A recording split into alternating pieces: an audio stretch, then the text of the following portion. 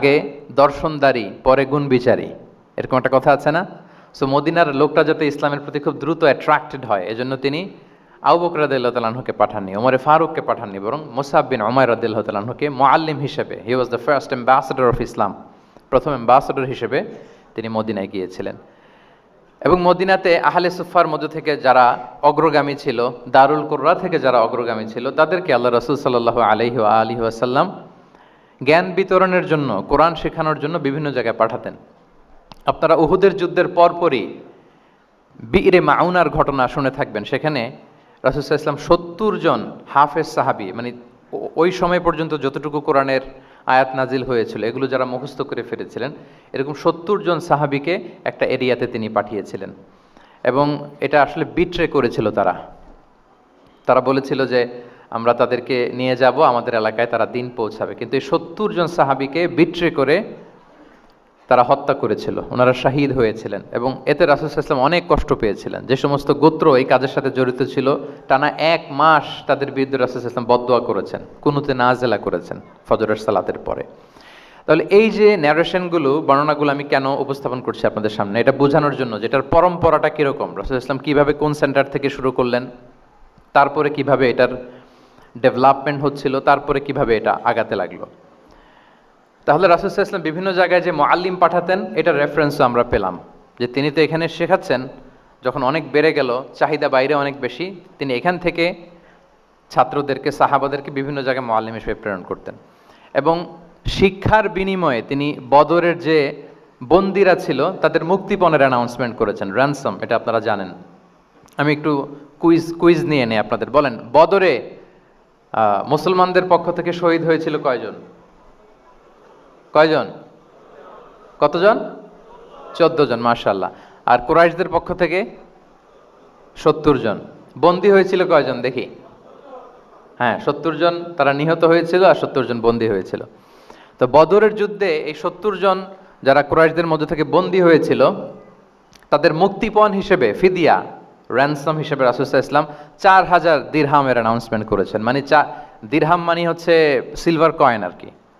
তৎকালীন সময় দিনার হচ্ছে গোল্ড কয়েন আর দিরহাম মানে সিলভার কয়েন। তো রাসূল সাল্লাল্লাহু আলাইহি ওয়াসাল্লাম 4000 সিলভার কয়েনের ঘোষণা করেছেন যে তোমরা যদি মুক্তি পেতে চাও তাহলে 4000 রৌপ্য মুদ্রা দিয়ে, সিলভার কয়েন দিয়ে তারপরে তোমরা মুক্তি পেতে হবে। তখন তিনি অ্যানাউন্স করলেন যে কারো যদি এই সামর্থ্য না থাকে যে 4000 স্বর্ণ মুদ্রা দিয়ে তোমরা র্যানসম আদায় করতে পারবে না, তাহলে এই লোকদের মধ্য থেকে যারা লিখতে পড়তে জানে তারা যদি মদিনার 10 জন শিশুকে লেখাপড়া শিখিয়ে দেয় তাহলে এটা তাদের মুক্তিপণ হয়ে যাবে। আল্লাহু আকবার। তাহলে শিক্ষাটাকে রাসূল সাল্লাল্লাহু আলাইহি ওয়াসাল্লাম কিভাবে দেখতেন, এটাকে কতটা গুরুত্ব দিতেন? তখন কিন্তু মুসলমানদের আর্থিকভাবে খুব কঠিন অবস্থা যাচ্ছিল। তখন এই জাতীয় ফিদিয়াগুলো, র্যানসমগুলো খুব জরুরি ছিল। তারপরে তিনি ঘোষণা করেছেন যাদের সামর্থ্য নাই তারা যদি লিখতে পড়তে জানে, মদিনার 10 জন ছেলে মেয়েকে তারা যদি লেখাপড়া শিখিয়ে দিতে পারে, এইটা তাদের মুক্তিপণ হিসেবে কনসিডার করা হবে। আল্লাহু আকবার। তাহলে সম্মানিত সুধী, আমরা সেই ইব্রাহিম আলাইহিস সালাতু ওয়াস সালামের দোয়া থেকে শুরু করে বদরের যুদ্ধ পর্যন্ত চলে আসলাম যে রাসূল সাল্লাল্লাহু আলাইহি ওয়াসাল্লাম শিক্ষাটাকে, এডুকেশনকে এবং শিক্ষার বাণীকে বিশ্বময় ছড়িয়ে দিতে তিনি কীরকম পদক্ষেপ নিয়েছেন, ওভারঅল একটা আমরা আইডিয়া পেয়েছি। এটা ছিল আমার ইন্ট্রোডাক্টরি ডিসকাশন। এখন আমি মূল আলোচনায় চলে যাই যে রাসূল সাল্লাল্লাহু আলাইহি ওয়াসাল্লাম সাহাবাদেরকে যে তিনি শেখাতেন, ওনার পাঠদান পদ্ধতি কেমন ছিল। প্রথম কথা হচ্ছে রাসূল সাল্লাল্লাহু আলাইহি ওয়াসাল্লাম পিতৃ স্নেহে সাহাবাদেরকে শিক্ষা দিতেন, as like a father teaching his child, teaching his son or daughter. পরম মমতায় বাবা যেমনি তার সন্তানকে পরম যত্নে, পরম আদরে, পরম মমতায় শেখায়, ভুল ধরিয়ে দেয়, সংশোধন করে দেয়, আল্লাহ রাসূল সাল্লাল্লাহু আলাইহি ওয়া আলিহি ওয়াসাল্লাম সন্তানকে যেমনি বাবা পরম মমতায় আদর করে শেখায়, ঠিক সেভাবে শেখাতেন। এবং তিনি বলেছেন যে ইন্নামা আনা লাকুম বিমানজিলাতিল ওয়ালিদি উআল্লিমুকুম, নিশ্চয় আমি তোমাদের বাবার মতো, বাবা যেমনি ছেলে মেয়েদেরকে শেখায়। এবং এই হাদিসে এসছে যে রাসূল সাল্লাল্লাহু আলাইহি ওয়াসাল্লাম তাদেরকে শিখিয়েছেন সাহাবাদেরকে যে ওয়াশরুমে গেলে কিভাবে ক্লিন হইতে হবে, টু দ্য ডাইরেকশন অফ কেবলা বসা যাবে না, কেবলাকে পেছনে রেখে বসা যাবে না, এমনকি ঢিলাগুলো ইউজ করতে হলে ডান হাতে ইউজ করা যাবে না, বাঁ হাতে। তারপর এটা বেজোর হইতে হবে, এরকম ধরে ধরে উম্মাকে শিখিয়েছেন। নারীদের মেনস্ট্রুয়েশনাল পিরিয়ডের ব্যাপারে বিধানগুলো শিখিয়েছেন। স্বামী স্ত্রীর অন্তরঙ্গ মুহূর্তের ব্যাপারে মাসআলা কি, ব্যাপারগুলো কি, লিগ্যাল অপিনিয়ন কি, ধরে ধরে বাবা মা যেমনি ছেলে মেয়েদেরকে ধরে ধরে শিখিয়ে দেয় যে এইভাবে this is good and this is bad, dos and don'ts, যেমনি মা বাবা শেখায়, আল্লাহ রাসূল সাল্লাল্লাহু আলাইহি ওয়াসাল্লাম বলেন ইন্নামা আনা লাকুম বিমানজিলাতিল ওয়ালিদি ওয়া আল্লিমুকুম, আমি তোমাদের বাবার মতো, বাবা যেমনি শেখায় পরম মমতায়, এভাবে আমি তোমাদেরকে শিক্ষা দিই।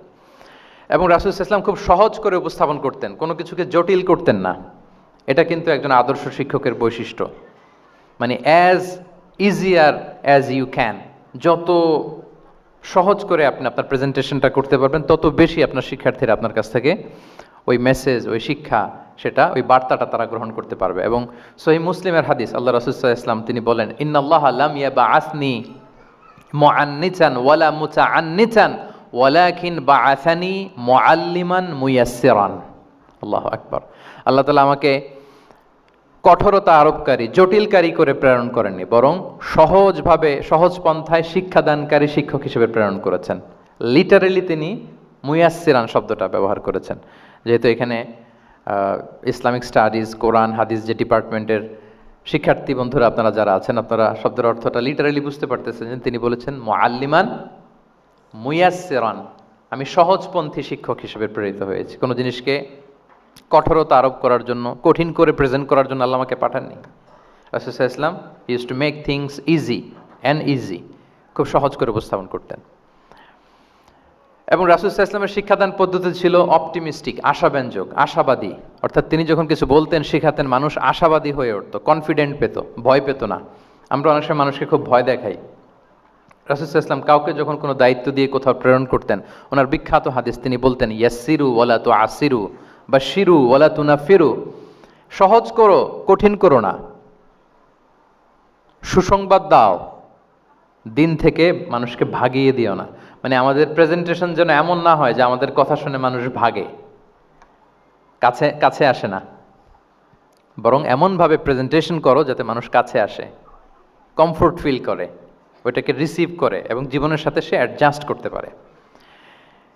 এবং তিনি যখন বুঝাতেন, সাহাবাদেরকে যখন কোনো জিনিস বুঝাতেন, খুব ধীরস্থিরভাবে কথা বলতেন।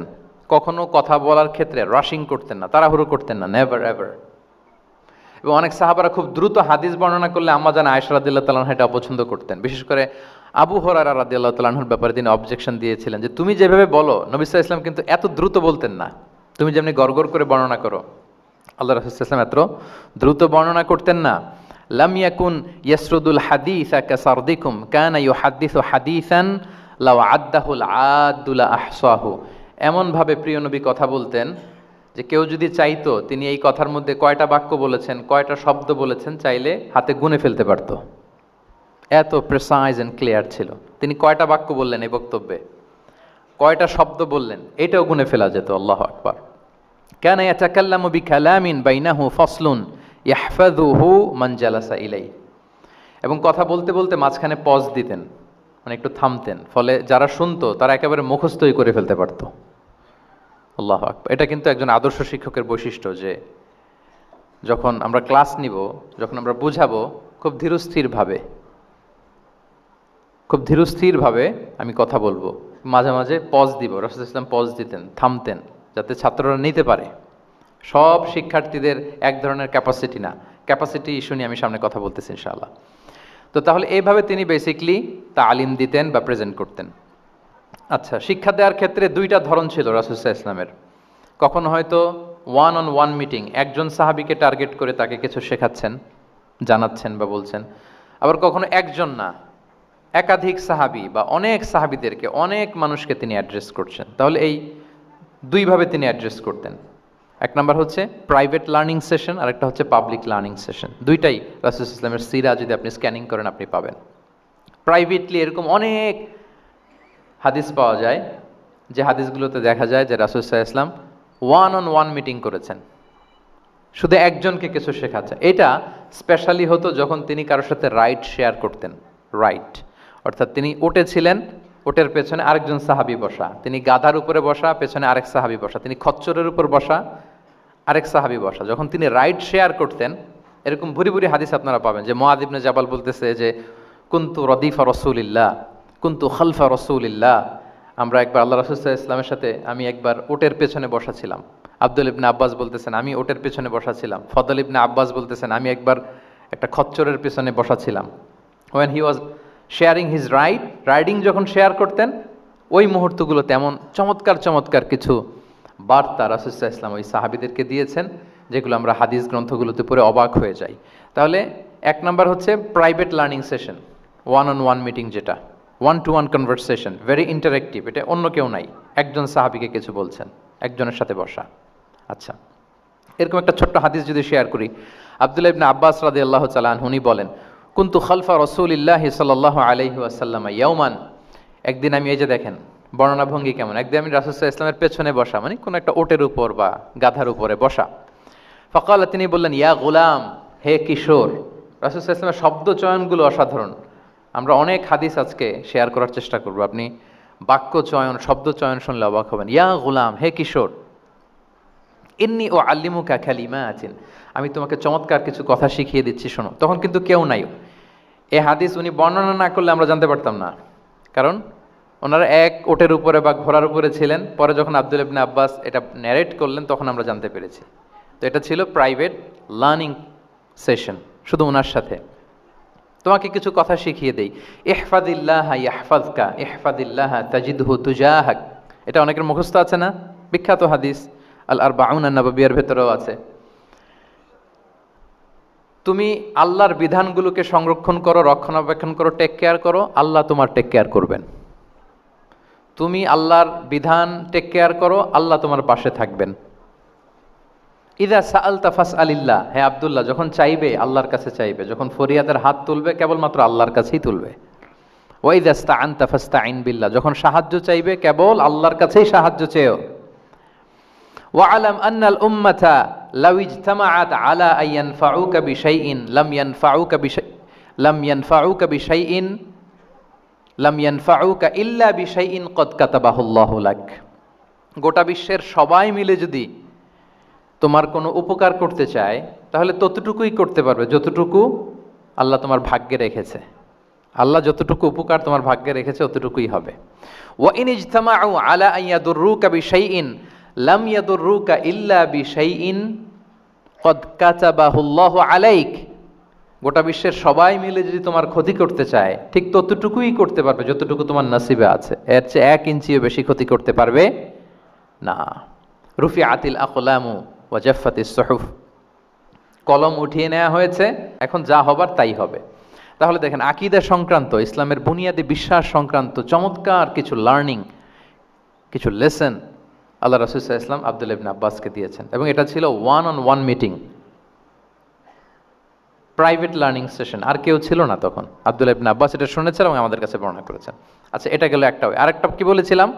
একটা তো প্রাইভেট লার্নিং সেশন, আরেকটা পাবলিক। বলেন আমার সাথে, মেক এ নয়েজ। আরেকটা কি? Public learning session.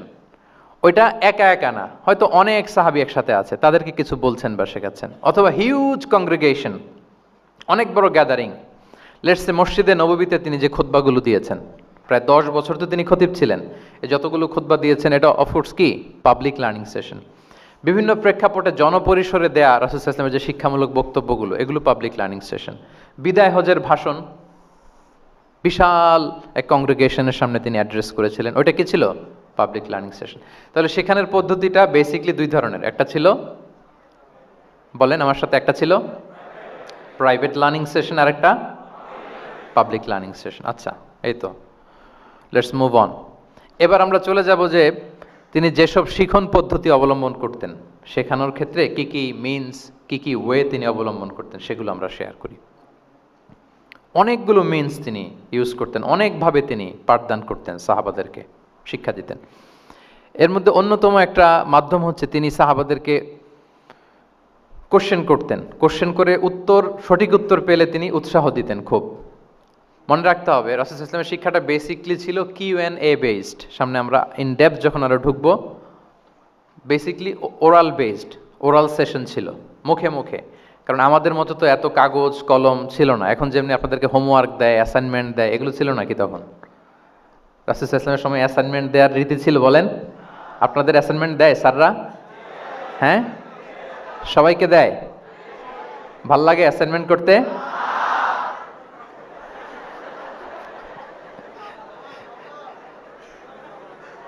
ভাল লাগে না? আচ্ছা, ভাল লাগে কার কার দেখি, হাত তোলেন। সর্বনাশ, মাত্র 3-4 জন হাত তুলে বলতেছে যে ভাল লাগে এদের। আচ্ছা, ভাল লাগে না কার কার দেখি। ইয়া আল্লাহ, আল্লাহ তাআলা হেদায়েত দান করুক আমাদেরকে। আচ্ছা, এবার 2 বারের 1বারও যারা হাত তোলেন নাই তারা হাত তোলেন। একদল আছে খুব চালাক, ভাবে যে কোন কোন দলে কখন হাত তুলে আবার কোন বিপদে পড়ি।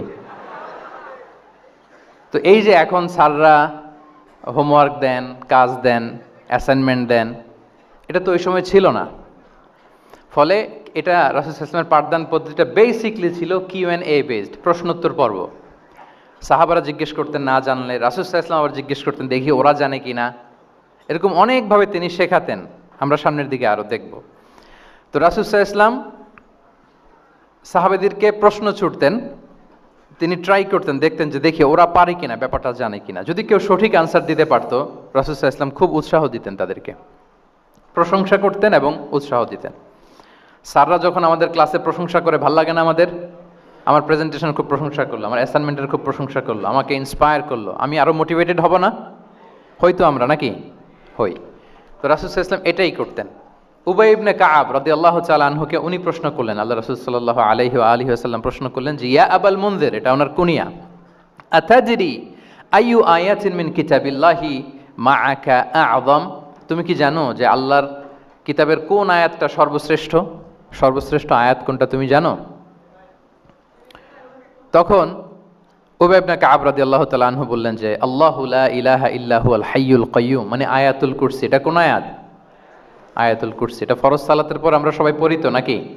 হ্যাঁ, মান কারা আয়াতুল কুরসি দুবরা কুল্লি সালাতিন মাকতুবাতিন লাম ইয়ামনাহু মিন দুখুলিল জান্নাতি ইল্লাল মাউত। ফরজ সালাতের পরে যারা আয়াতুল কুরসি পড়ে তার জান্নাতে প্রবেশে কোনো বাধা থাকে না, একটা জিনিস ছাড়া, মানে মৃত্যু, মরণ। লোকটা মরে না তাই জান্নাতে যায় না, মরলেই মরলেই মরলেই জান্নাত, মরলেই জান্নাতি। তো হে উবাই, হে ইয়া আবাল মুনজির, তুমি কি জানো কোরআনের সর্বশ্রেষ্ঠ আয়াত কোনটা? তিনি বললেন যে আয়াতুল কুরসি। এটা শুনে রাসূল সাল্লাল্লাহু আলাইহি ওয়াসাল্লাম খুব খুশি হলেন। খুশি হয়ে কি করলেন? ফাদারাবা ফি সদরি, তিনি বললেন যে তিনি আমার বুকে একটা আলতো চাপড় দিলেন। এটা ভালোবাসার আলতো চাপড়, এরকম উৎসাহ দেওয়ার জন্য, যে সাবাস। আমরা মাঝে পিঠে কাউকে আলতো চাপড় দিয়ে কি বলি? ব্রেভো, সাবাস, মাশাআল্লাহ, এগুলো বলি না? তো রাসূল সাল্লাল্লাহু আলাইহি ওয়াসাল্লাম বুকে আলতো চাপড় দিয়ে বললেন, ওয়াল্লাহি লিয়াহনিকাল ইলমু আবাল মুনজির, তোমার ইলম, তোমার জ্ঞান কল্যাণময় হোক হে আবাল মুনজির, মোবারক হোক তোমার জন্য তোমার ইলম। May knowledge be pleasant for you, তোমার জ্ঞানটা বরকতময় হোক, কল্যাণময় হোক। তাহলে তিনি যখন সঠিক উত্তর দিতে পারলেন, রাসূল ইসলাম খুশি হয়ে বুকে আলতো চাপড় দিয়ে তার প্রশংসা করলেন, তার জন্য দোয়া করলেন। রাসূল ইসলাম এভাবে উৎসাহ দিতেন। এতে করে কি হয়? শিক্ষার্থীদের কনফিডেন্ট বাড়ে। কি হয়?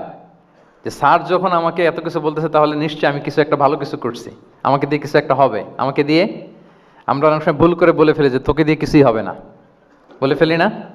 এতে হয় কি? কনফিডেন্ট কমে যায়। মা বাবারাও এটা করে যে তুই কিছুই পারবি না, তোকে দিয়ে কিছুই হবে না। বাংলাদেশে একটা বিখ্যাত কথা আছে, ওই যে ছেলে মেয়ে এ প্লাস না পেলে পাশের বাড়ির কেউ পেলে বলে যে ওর পা ধোয়া পানি খা। কি বলে? তুই এ প্লাস পাইলি না, ওই দেখ ওই বাড়িতে পেয়ে গেল, ওর কি খা? পা ধোয়া পানি খা। তো আসলে এতে কি হয়? কনফিডেন্স কমে যায় ছেলে মেয়েদের। এটা যেন আমরা না বলি, বরং ওদেরকে ইন্সপায়ার করতে হবে, হ্যাঁ, উৎসাহিত করতে হবে, প্রশংসা করতে হবে। সাহাবীদের ভালো কিছু দেখলে সঠিক উত্তর তারা দিতে বলে রাসূল ইসলাম এভাবে প্রশংসা করতেন। আচ্ছা, গেল, এটা একটা পদ্ধতি। আরেকটা হচ্ছে, কোনো গুরুত্বপূর্ণ জিনিসকে এমফেসাইজ করার জন্য রাসূল ইসলাম রেপিটেশন করতেন, তাকরার করতেন। গুরুত্বপূর্ণ জিনিসকে তিনি 3 বার উল্লেখ করতেন, তাকরার করতেন। আত্তাকওয়া হাহুনা, আত্তাকওয়া হাহুনা, আত্তাকওয়া হাহুনা, ওয়া ইউশিরু ইলা সদরিহি সালাসা মাররাত। তাকওয়া এখানে, এখানে, এখানে। 3 বার, একবার বললেই তো হয়ে যায়, 3 বার কেন বলেন? এটা গুরুত্বপূর্ণ, ভেরি ইম্পর্টেন্ট ইস্যু। গুরুত্ব বোঝানোর জন্য, এমফেসাইজ করতে যে তিনি কোনো জিনিসকে কয়বার বলতেন? 3 বার। বিদায় হজের ভাষণ যখন দিলেন, ভাষণ দেয়া শেষ, এবার বলতেছে আল্লাহুম্মা হাল বাল্লাগতু, আল্লাহুম্মা হাল বাল্লাগতু, আল্লাহুম্মা হাল বাল্লাগতু। আল্লাহুম্মা ফাশহাদ, 3 বার বললেন যে আল্লাহ আমাকে যা পৌঁছাতে বলেছেন, হে মহাসমাবেশ তোমরা বলো আমি কি পৌঁছাতে পেরেছি, আমি কি ঠিকঠাক পৌঁছালাম, আমি কি সব তোমাদেরকে বলেছি, সাক্ষ্য দাও সাক্ষ্য দাও। সবাই বললো ইয়া রাসূলুল্লাহ, আল্লাহ যেমনটি বলেছেন সব আপনি আমাদের কাছে পৌঁছে দিয়েছেন, কিছু লুকোচুরি করেন নাই, কিছু লুকান নাই। তাহলে 3 বার জানতে চাইলেন, কয়বার? হ্যাঁ, এটা রাসূল সাল্লাল্লাহু আলাইহি ওয়াসাল্লামের একটা গুরুত্বপূর্ণ অভ্যেস ছিল, যে যেটাকে তিনি এমফেসাইজ করতে চাইতেন, যেটা গুরুত্বপূর্ণ কোনো বিষয় এটাকে তিনি রিপিট করতেন বারবার, সাধারণত 3 বার। সাধারণত কয়বার? তাহলে গুরুত্বপূর্ণ জিনিসগুলো আমরা বারবার বলবো যাতে আমাদের শিক্ষার্থীরা সহজে সেটা মুখস্থ করে ফেলতে পারে। আচ্ছা, আবার রাইডিং শেয়ারের আর একটা ঘটনা। মুআয ইবনে জাবাল রাদিয়াল্লাহু তাআলা আনহু, উনি একবার রাসূল সাল্লাল্লাহু আলাইহি ওয়াসাল্লামের সাথে বাহনের পেছনে ছিলেন, হয়তো উট। কুনতু রিদফান নবী, মুআয ইবনে জাবাল বলেন আমি রাসূল সাল্লাল্লাহু আলাইহি ওয়াসাল্লামের পেছনে একবার বসা ছিলাম, তো তখন হঠাৎ করে রাসূল সাল্লাল্লাহু আলাইহি ওয়াসাল্লাম আমাকে ডাক দিলেন। রাসূল সাল্লাল্লাহু আলাইহি ওয়াসাল্লাম সামনে, মুআয ইবনে জাবাল পেছনে, হঠাৎ ডেকে বললেন ইয়া মুআয ইবনে জাবাল, হে মুআয ইবনে জাবাল। তো তিনি বললেন খুব বিনয়ের সাথে, কুলতু লাব্বাইকা রাসূলুল্লাহি ওয়া সা'দাইক, মানে হে আল্লাহ রাসূল আমি হাজির, আমি প্রস্তুত, হে আল্লাহ রাসূল আপনি খালি অর্ডার করেন, বান্দা হাজির। আমরা এরকম বলি না মাঝে মাঝে বাংলায়, কি বলি? বান্দা হাজির, মানে আমি আছি আপনার খেদমত, আপনি বলেন। তো রাসূল ইসলাম বললেন ইয়া মুআয ইবনে জাবাল লাব্বাইকা রাসূলুল্লাহি ওয়া সা'দাইক, ইয়া রাসূলুল্লাহ আমি হাজির। কিন্তু রাসূল ইসলাম কিছু বলেন না, কিছুই বলেন না। আবার যাচ্ছে, উট যাচ্ছে যাচ্ছে যাচ্ছে, কয়েক মিনিট পরে আবার ডাক দিলেন ইয়া মুআয ইবনে জাবাল, হে মুআয। উনি একই কথা, লাব্বাইকা রাসূলুল্লাহ সা'দাইক, হে আল্লাহ রাসূল আমি হাজির, উপস্থিত। আবার ইয়া মুআয ইবনে জাবাল, হে মুআয। তিনি একই কথা বললেন লাব্বাইকা রাসূলুল্লাহ, 3 বার বললেন। 3 বার মুআয ইবনে জাবাল একই উত্তর দিলেন। তার মানে ওনার আগ্রহটা বাড়াচ্ছেন। রাসূল সাল্লাল্লাহু আলাইহি ওয়াসাল্লাম একটা গুরুত্বপূর্ণ কথা বলবেন, এই কথাটা শোনানোর জন্য মুআয ইবনে জাবালের উনি কি করতেছেন, ভেতর থেকে কথা বুঝতেছেন আমার সবাই, আগ্রহটা আরো বাড়াচ্ছেন আরো বাড়াচ্ছেন। যখন দেখলেন যে না, আগ্রহ একেবারে 100-এ 100, এখন বললে সে এটা রিসিভ করতে পারবে, কাজে দিবে, তখন তিনি বললেন যে মুআয তুমি কি জানো, হাল তাদরি মা হাক্কুল্লাহি আলাল ইবাদ, বান্দার উপর আল্লাহর হক কি জানো? তিনি বললেন আল্লাহু ওয়া রাসূলুহু আ'লাম, আল্লাহ আল্লাহ রাসূল ভালো জানে। সাহাবাদের একটা বৈশিষ্ট্য ছিল, they are very down to earth, মানে আউট অফ হাম্বলনেস তারা বলতেন আল্লাহ আল্লাহ রাসূল ভালো জানে। তো তিনি বললেন যে আল্লাহর বান্দার উপর আল্লাহর অধিকার হচ্ছে যে বান্দা কখনো আল্লাহর সাথে শিরক করবে না, এক আল্লাহর ইবাদত করবে। কিছুক্ষণ পর আবার ইয়া মুআয ইবনে জাবাল, দেখেন কি স্টাইল, মানে রাজকীয় একটা স্টাইল, ইয়া মুআয ইবনে জাবাল। আবার তিনি লাব্বাইকা রাসূলুল্লাহ সা'দাইক, হে আল্লাহ রাসূল আমি তো হাজির। তখন বললেন তুমি কি জানো আল্লাহর উপরে বান্দার হক কি? এতক্ষণ তো জানলা যে আল্লাহর হক কি, তুমি কি জানো যে আল্লাহর প্রতি বান্দার হক কি? আবার বললেন যে আল্লাহ আল্লাহ রাসূলই ভালো জানেন। তখন রাসূল সাল্লাল্লাহু আলাইহি ওয়াসাল্লাম বললেন যে আল্লাহর হক যেমনি তুমি জানলে যে বান্দা আল্লাহর সাথে শরীক করবে না, এক আল্লাহর ইবাদত করবে, এটা যদি কোনো বান্দা করে তাহলে ওই বান্দাকে কখনো আল্লাহ শাস্তি দিবেন না। এটা হচ্ছে বান্দার হক, আল্লাহর কাছ থেকে সে এটা পাবে যে আনলা ইউআযিবাহুম, আল্লাহ তাআলা তাকে কখনো শাস্তি দিবেন না।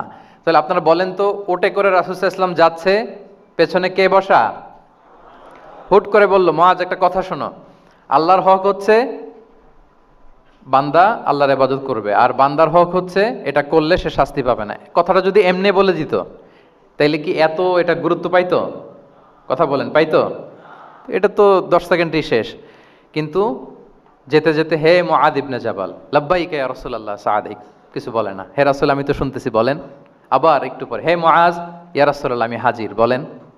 আরো কিছু সময় পর হে মুআয ইয়া রাসূলুল্লাহ, মানে তার আগ্রহ বাড়াতে বাড়াতে বাড়াতে যখন আগ্রহের পারদ একেবারে উচ্চাঙ্গে, তখন রাসূল সাল্লাল্লাহু আলাইহি ওয়াসাল্লাম বার্তাটা পেশ করলেন। আল্লাহু আকবার। তাহলে এটা ছিল রাসূল সাল্লাল্লাহু আলাইহি ওয়াসাল্লামের অভ্যেস, যে তিনি একই কথা বারবার বলে আগ্রহ বাড়াতেন। 3 বার তিনি বলেছেন, 3 বার ডাক দিয়েছেন হে মুআয ইবনে জাবাল। তাহলে রিপিটেশন এটা একটা অভ্যেস ছিল রাসূল সাল্লাল্লাহু আলাইহি ওয়াসাল্লামের, পাঠদানের ক্ষেত্রে একটা পদ্ধতি। আচ্ছা, রাসূল সাল্লাল্লাহু আলাইহি ওয়াসাল্লামের আরেকটা পদ্ধতি ছিল যে তিনি ধারণ ক্ষমতা অনুযায়ী নির্দেশনা দিতেন, considering the state of the addressee, যাকে অ্যাড্রেস করতেছেন তার ক্যাপাসিটি কতদূর, এটা বুঝে শুনে বলতেন, খুব বাড়িয়ে বলতেন, বেশি কিছু বলতেন না। এক বেদুইন আসলো, বেদুইন মানে সে মরুপল্লীতে থাকে, শহরের যে নিয়ম কানুন জানে না, সভ্যতার ছোঁয়া তার মধ্যে লাগেনি। এসে বলল দুল্লানি আলা আমাল, আমিলতুহু ইদা আমিলতুহু দাখালতুল জান্নাহ, হে নবী আপনি আমাকে এমন একটা আমল শিখায় দেন যেটা করলে আমি জান্নাতে যাব। তো রাসূল সাল্লাল্লাহু আলাইহি ওয়াসাল্লাম দেখলেন লোকটা বেদুইন, শহরে লোক না, আবার খুব সহজ সরল, একেবারে সাদামাটা।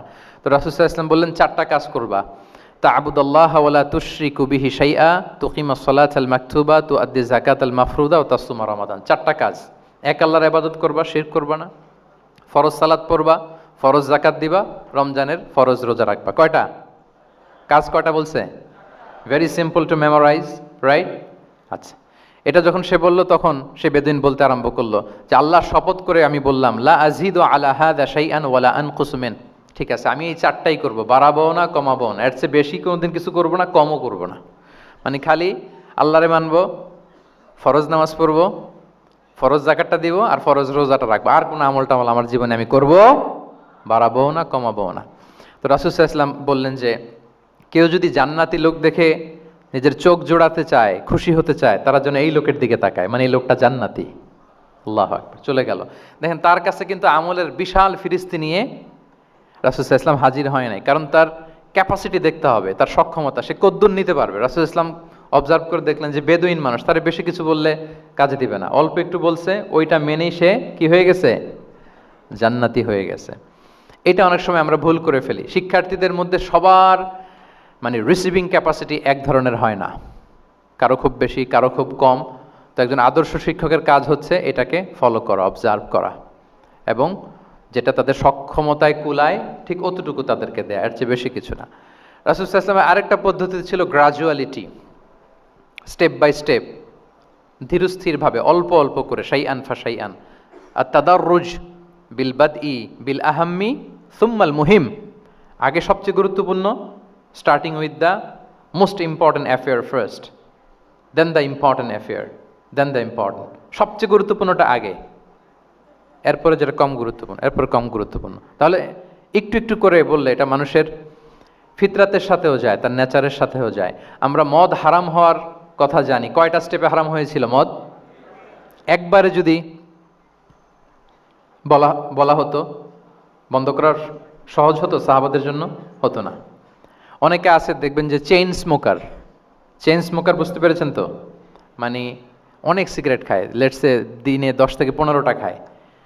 তো যে চেইন স্মোকার, আপনি যদি বলেন যে এটা হারাম, আজকেই তোমার বাদ দিতে হবে, হারাম, এটা খাইতে পারবে না, পারবে? ও দুনিয়া সব বাদ দিতে পারবে, সিগারেট বাদ দিতে পারবে না। তো তারে কি করতে হবে? ফ্লেক্সিবিলিটি দিতে হবে, যে আস্তে আস্তে ছাড়েন, 10টা করে খান তো চালাইতে থাকেন না, মানে চালাইতে থাকেন মানে আজকে 10টা খাইছেন, কালকে 9টা করে খান, চালাইতে থাকেন, একসাথে সব বন্ধ করার দরকার নেই। তারপরের সপ্তাহে 8টা করে খান, এরপরের সপ্তাহে 5টা করে খান, অল্প অল্প করে অবশ্যই সে কমাতে পারবে। এরপরের সপ্তাহে 2টা খান, এরপরের সপ্তাহে বন্ধ করেন না, চালাইতে থাকেন। সে চালাচ্ছে কিন্তু কমিয়ে আনতেছে, চালাচ্ছে কিন্তু। আচ্ছা, যেই সপ্তাহে সে একটা সিগারেট খেলো, এরপরের সপ্তাহে ওটা তো বাদ দিলেও তার গায়ে লাগার কথা না, ঠিক কিনা বলেন? যেই সপ্তাহে কয়টা খেলো, এটা তো স্যাক্রিফাইস করা যায়, কিন্তু 10টা থেকে 0-তে আসা সহজ না। তাহলে গ্রাজুয়ালি আমরা এই ভুলটা করি। অনেকের নতুন করে আল্লাহ তাআলা রিয়েলাইজেশন দিয়েছেন, নতুন দিনে আসছে, দিনে ফিরছে, মানে প্র্যাকটিসিং হতে চায়। এখন আপনি তারে পাইয়া এমন নিয়ম কানুন দেখাচ্ছেন, বেচারা তো বলে আগে যা ছিলাম ওইটাই ভালো ছিলাম। এরকম হয় না অনেক সময়?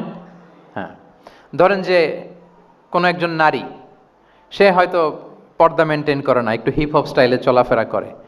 তো সে ভাবলো যে না, আমি তো অনেক ভুল করে ফেলছি, আমি সংশোধন হব, আমি প্র্যাকটিসিং হতে চাই। তা এখন যখন সে আপনার কাছে আসছে নাসিহাত নেওয়ার জন্য, আপনি যদি বলেন যে তোমার এই করতে হবে, বোরকা ঝুলাইতে হবে, হাত মোজা, পা মোজা, পারবে? এ বলবে আগে যা ছিলাম ভালোই ছিলাম। তাকে একটু একটু করে বোঝাতে হবে, মানে এই হেজাব এটা কেন, হ্যাঁ, কাভারিং আওরা এটা কেন, কেন এটা করতে, এটা বেনিফিটটা আগে বুঝালেন। যে Islam consider women as a queen, নারীকে ইসলাম কি হিসেবে কনসিডার করে? রানী হিসেবে। তো রানীর তো একটা ড্রেস কোড থাকবে, স্পেশাল পোশাক থাকবে, এগুলো বুঝাবেন। সে যাতে একটু নিজেকে গুছিয়ে চলে, শুরুর দিকে আপনি এই বার্তা দিতে পারেন যে একটু গুছিয়ে চলতে হবে। এরপর একটু শালীন পোশাকে যেন সে অভ্যস্ত হয়, এটা বললেন। সে যখন শালীন পোশাকে অভ্যস্ত, তারপরে হেজাবের ফজিলত বললেন, সে যেন হেজাব পরে। যখন সে হেজাব পরে, এরপরে তাকে নেকাবের কথা বললেন। এইভাবে আস্তে আস্তে তাকে বোঝাতে হবে। কিন্তু একবারে যদি সব চাপিয়ে দেন, বলেন তো আওয়াজ করে, সে কি ওটা রিসিভ করতে পারবে? কারণ এই যে গ্রাজুয়ালিটি আর তাদাররুজ, এই সিস্টেমটা আপনি ভায়োলেট করেছেন, করেন নাই। মুআয ইবনে জাবাল রাদিয়াল্লাহু তাআলা আনহুকে আল্লাহ রাসূল সাল্লাল্লাহু আলাইহি ওয়াসাল্লাম তিনি ইয়ামানের গভর্নর করে পাঠিয়েছেন, ইয়ামানের গভর্নর। তো পাঠানোর আগে he was explaining a teaching guideline to his fellow সাহাবা। ওনাকে শিখাইতেছেন, তুমি যে যাবা মুআল্লিম হিসেবে, গভর্নর হিসেবে, কিভাবে দাওয়াতটা দিবে আগে শোনো। তিনি মুআয ইবনে জাবালকে বললেন, ইন্নাকা তা'তি কওমান মিন আহলিল কিতাব, হে মুআয, জেনে রাখো এমন একটা এলাকায় তোমাকে পাঠাচ্ছি, তারা কিন্তু আহলে কিতাব, মানে তারা হচ্ছে Jewish and Christian community, they are not Muslim, তারা কিন্তু ইহুদি খ্রিস্টান ওখানে। সো তুমি কিভাবে দাওয়াত দিবা? ফাদউহুম ইলা শাহাদাতি আন লা ইলাহা ইল্লাল্লাহ আন্না মুহাম্মাদুর রাসূলুল্লাহ। প্রথমে তাওহীদের দাওয়াত দিবা। আওয়াজ করে বলেন, প্রথমে দাওয়াত হবে কিসের? তাওহীদের। ফা ইনহুম আতাউ লিযালিক, বাক্যটা খেয়াল করেন, যখন তারা এটা মেনে নিবে, এটাতে অভ্যস্ত, তারপর তুমি দাওয়াত দিবা যে আল্লাহ প্রতিদিন 5 ওয়াক্ত সালাত ফরজ করেছেন। কয় ওয়াক্ত? 5 ওয়াক্ত সালাত। আচ্ছা, ফা ইনহুম আতাউ লিযালিক, যখন তারা 5 ওয়াক্তে সালাতেও অভ্যস্ত হবে, তখন বলবা যে আল্লাহ তাআলা ধনীদের উপর যাকাত ফরজ করেছেন। ফা ইনহুম আতাউ লিযালিক, যখন ওইটা মানবে, এরপরে বলবা রমজানের রোজা ফরজ করেছেন। সুবহানাল্লাহ, সুবহানাল্লাহ, আল্লাহু আকবার। তাহলে ধাপে ধাপে দেখেন, এই যে টিচিং গাইডলাইন তিনি দিচ্ছেন ওনার ফেলো সাহাবাকে, ফেলো ক্যাম্পেনিয়নকে, যে তুমি ইয়ামানে যে একবারে সব বিধান তুমি যা জানো, মনে করো না যে সবাই ওইটা মানবে। তারা জুইশ, তারা ক্রিশ্চিয়ান, একটু একটু করে তাদেরকে দাওয়াত দিতে হবে। তাহলে গ্রাজুয়ালিটি, পাঠদান পদ্ধতির একটা অন্যতম বিষয় হচ্ছে কি গ্রাজুয়ালিটি, মানে ধাপে ধাপে, ধীরে ধীরে, অল্প অল্প করে বোঝানো। আচ্ছা, রাসূল সাল্লাল্লাহু আলাইহি ওয়াসাল্লাম মাঝে মাঝে কোনো কথার গুরুত্ব বোঝানোর জন্য শপথ করতেন, drawing attention by making oath, শপথ করে কথার গুরুত্ব বোঝাতেন। তিনি বলতেন, ওয়াল্লাহি ইন্নী লা আস্তাগফিরুল্লাহ ওয়া আতুবু ইলাইহি ফিল ইয়াউমি আকসারা মিন ৭০ মাররা, আল্লাহর শপথ, আমি নবী প্রতিদিন ৭০ বারেরও বেশি তওবা ইস্তেগফার করি। কয়বারেরও বেশি? ৭০ বার। এই কথাটার তাওবা ইস্তেগফারের গুরুত্ব বোঝাতে যেয়ে তিনি শুরুতে বলেছেন ওয়াল্লাহি, আল্লাহর শপথ। এরকম অনেক হাদিসে পাওয়া যায়, তিনি বলেছেন ওয়াল্লাযী নাফসু মুহাম্মাদিন বিয়াদিহি, ওই সত্তার শপথ যার হাতে মুহাম্মাদের আত্মা। আবার মাঝে মাঝে বলেছেন ওয়াল্লাযী নাফসি বিয়াদিহি, ওই সত্তার শপথ যার হাতে আমার আত্মা। এভাবে বলে তিনি কথা শুরু করেছেন। যখন তিনি এরকম শপথ করতেন, তখন কথার গুরুত্ব বোঝা যেত। কি বোঝা যেত? গুরুত্ব বোঝা যেত। তাহলে শপথ করে মাঝে মাঝে তিনি জিনিস বোঝাতেন। আচ্ছা, আমরা আমাদের বিভিন্ন প্রেজেন্টেশন বা লেকচার বোঝানোর জন্য অনেক মিনস ইউজ করি না? আল ওয়াসাইল তালিমিয়া, এটাও কিন্তু রাসূল সাল্লাল্লাহু আলাইহি ওয়াসাল্লাম করতেন। আমরা কি কি করি? আমি তো জানি না আপনাদের আইএসসিতে ক্লাসরুমগুলো কেমন। নিশ্চয়ই সেখানে বোর্ড আছে। কি আছে? হোয়াইট বোর্ড নাকি নাকি ডিজিটাল বোর্ড? আচ্ছা, ডিজিটাল বোর্ডে যাননি আপনারা, আস্তে আস্তে যাবেন। হোয়াইট বোর্ডে তো আছেন। হোয়াইট বোর্ডে কি দিয়ে লেখা হয়? মার্কার। আচ্ছা, প্রেজেন্টেশন স্লাইড মাঝে মাঝে ইউজ করেন না? বা টিচার করে কি না? তো সেটা কিভাবে করে? মাইক্রো প্রজেক্টর দিয়ে করে। এগুলো হচ্ছে আল ওয়াসাইল তালিমিয়া।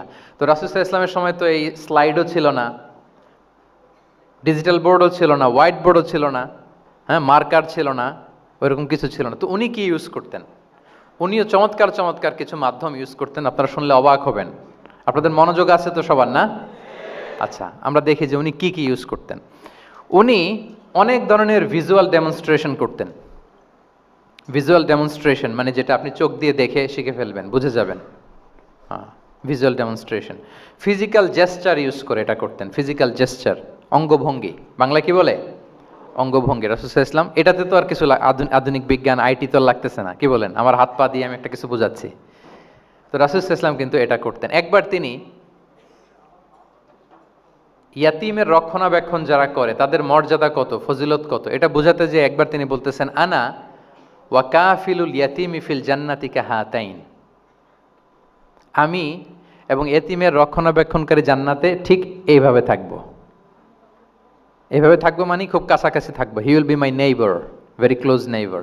এবং বোঝাতে যে এই যে উস্তা আর সাব বাবা, দুই আঙ্গুল এভাবে, এই আঙ্গুল থেকে এই আঙ্গুলের দূরত্ব কতটুকু? 1 মাইল নাকি কত? একেবারে কাছে। এই আঙ্গুল থেকে আঙ্গুলের তেমন কোনো দূরত্বই নাই, মানে খুব কাছে।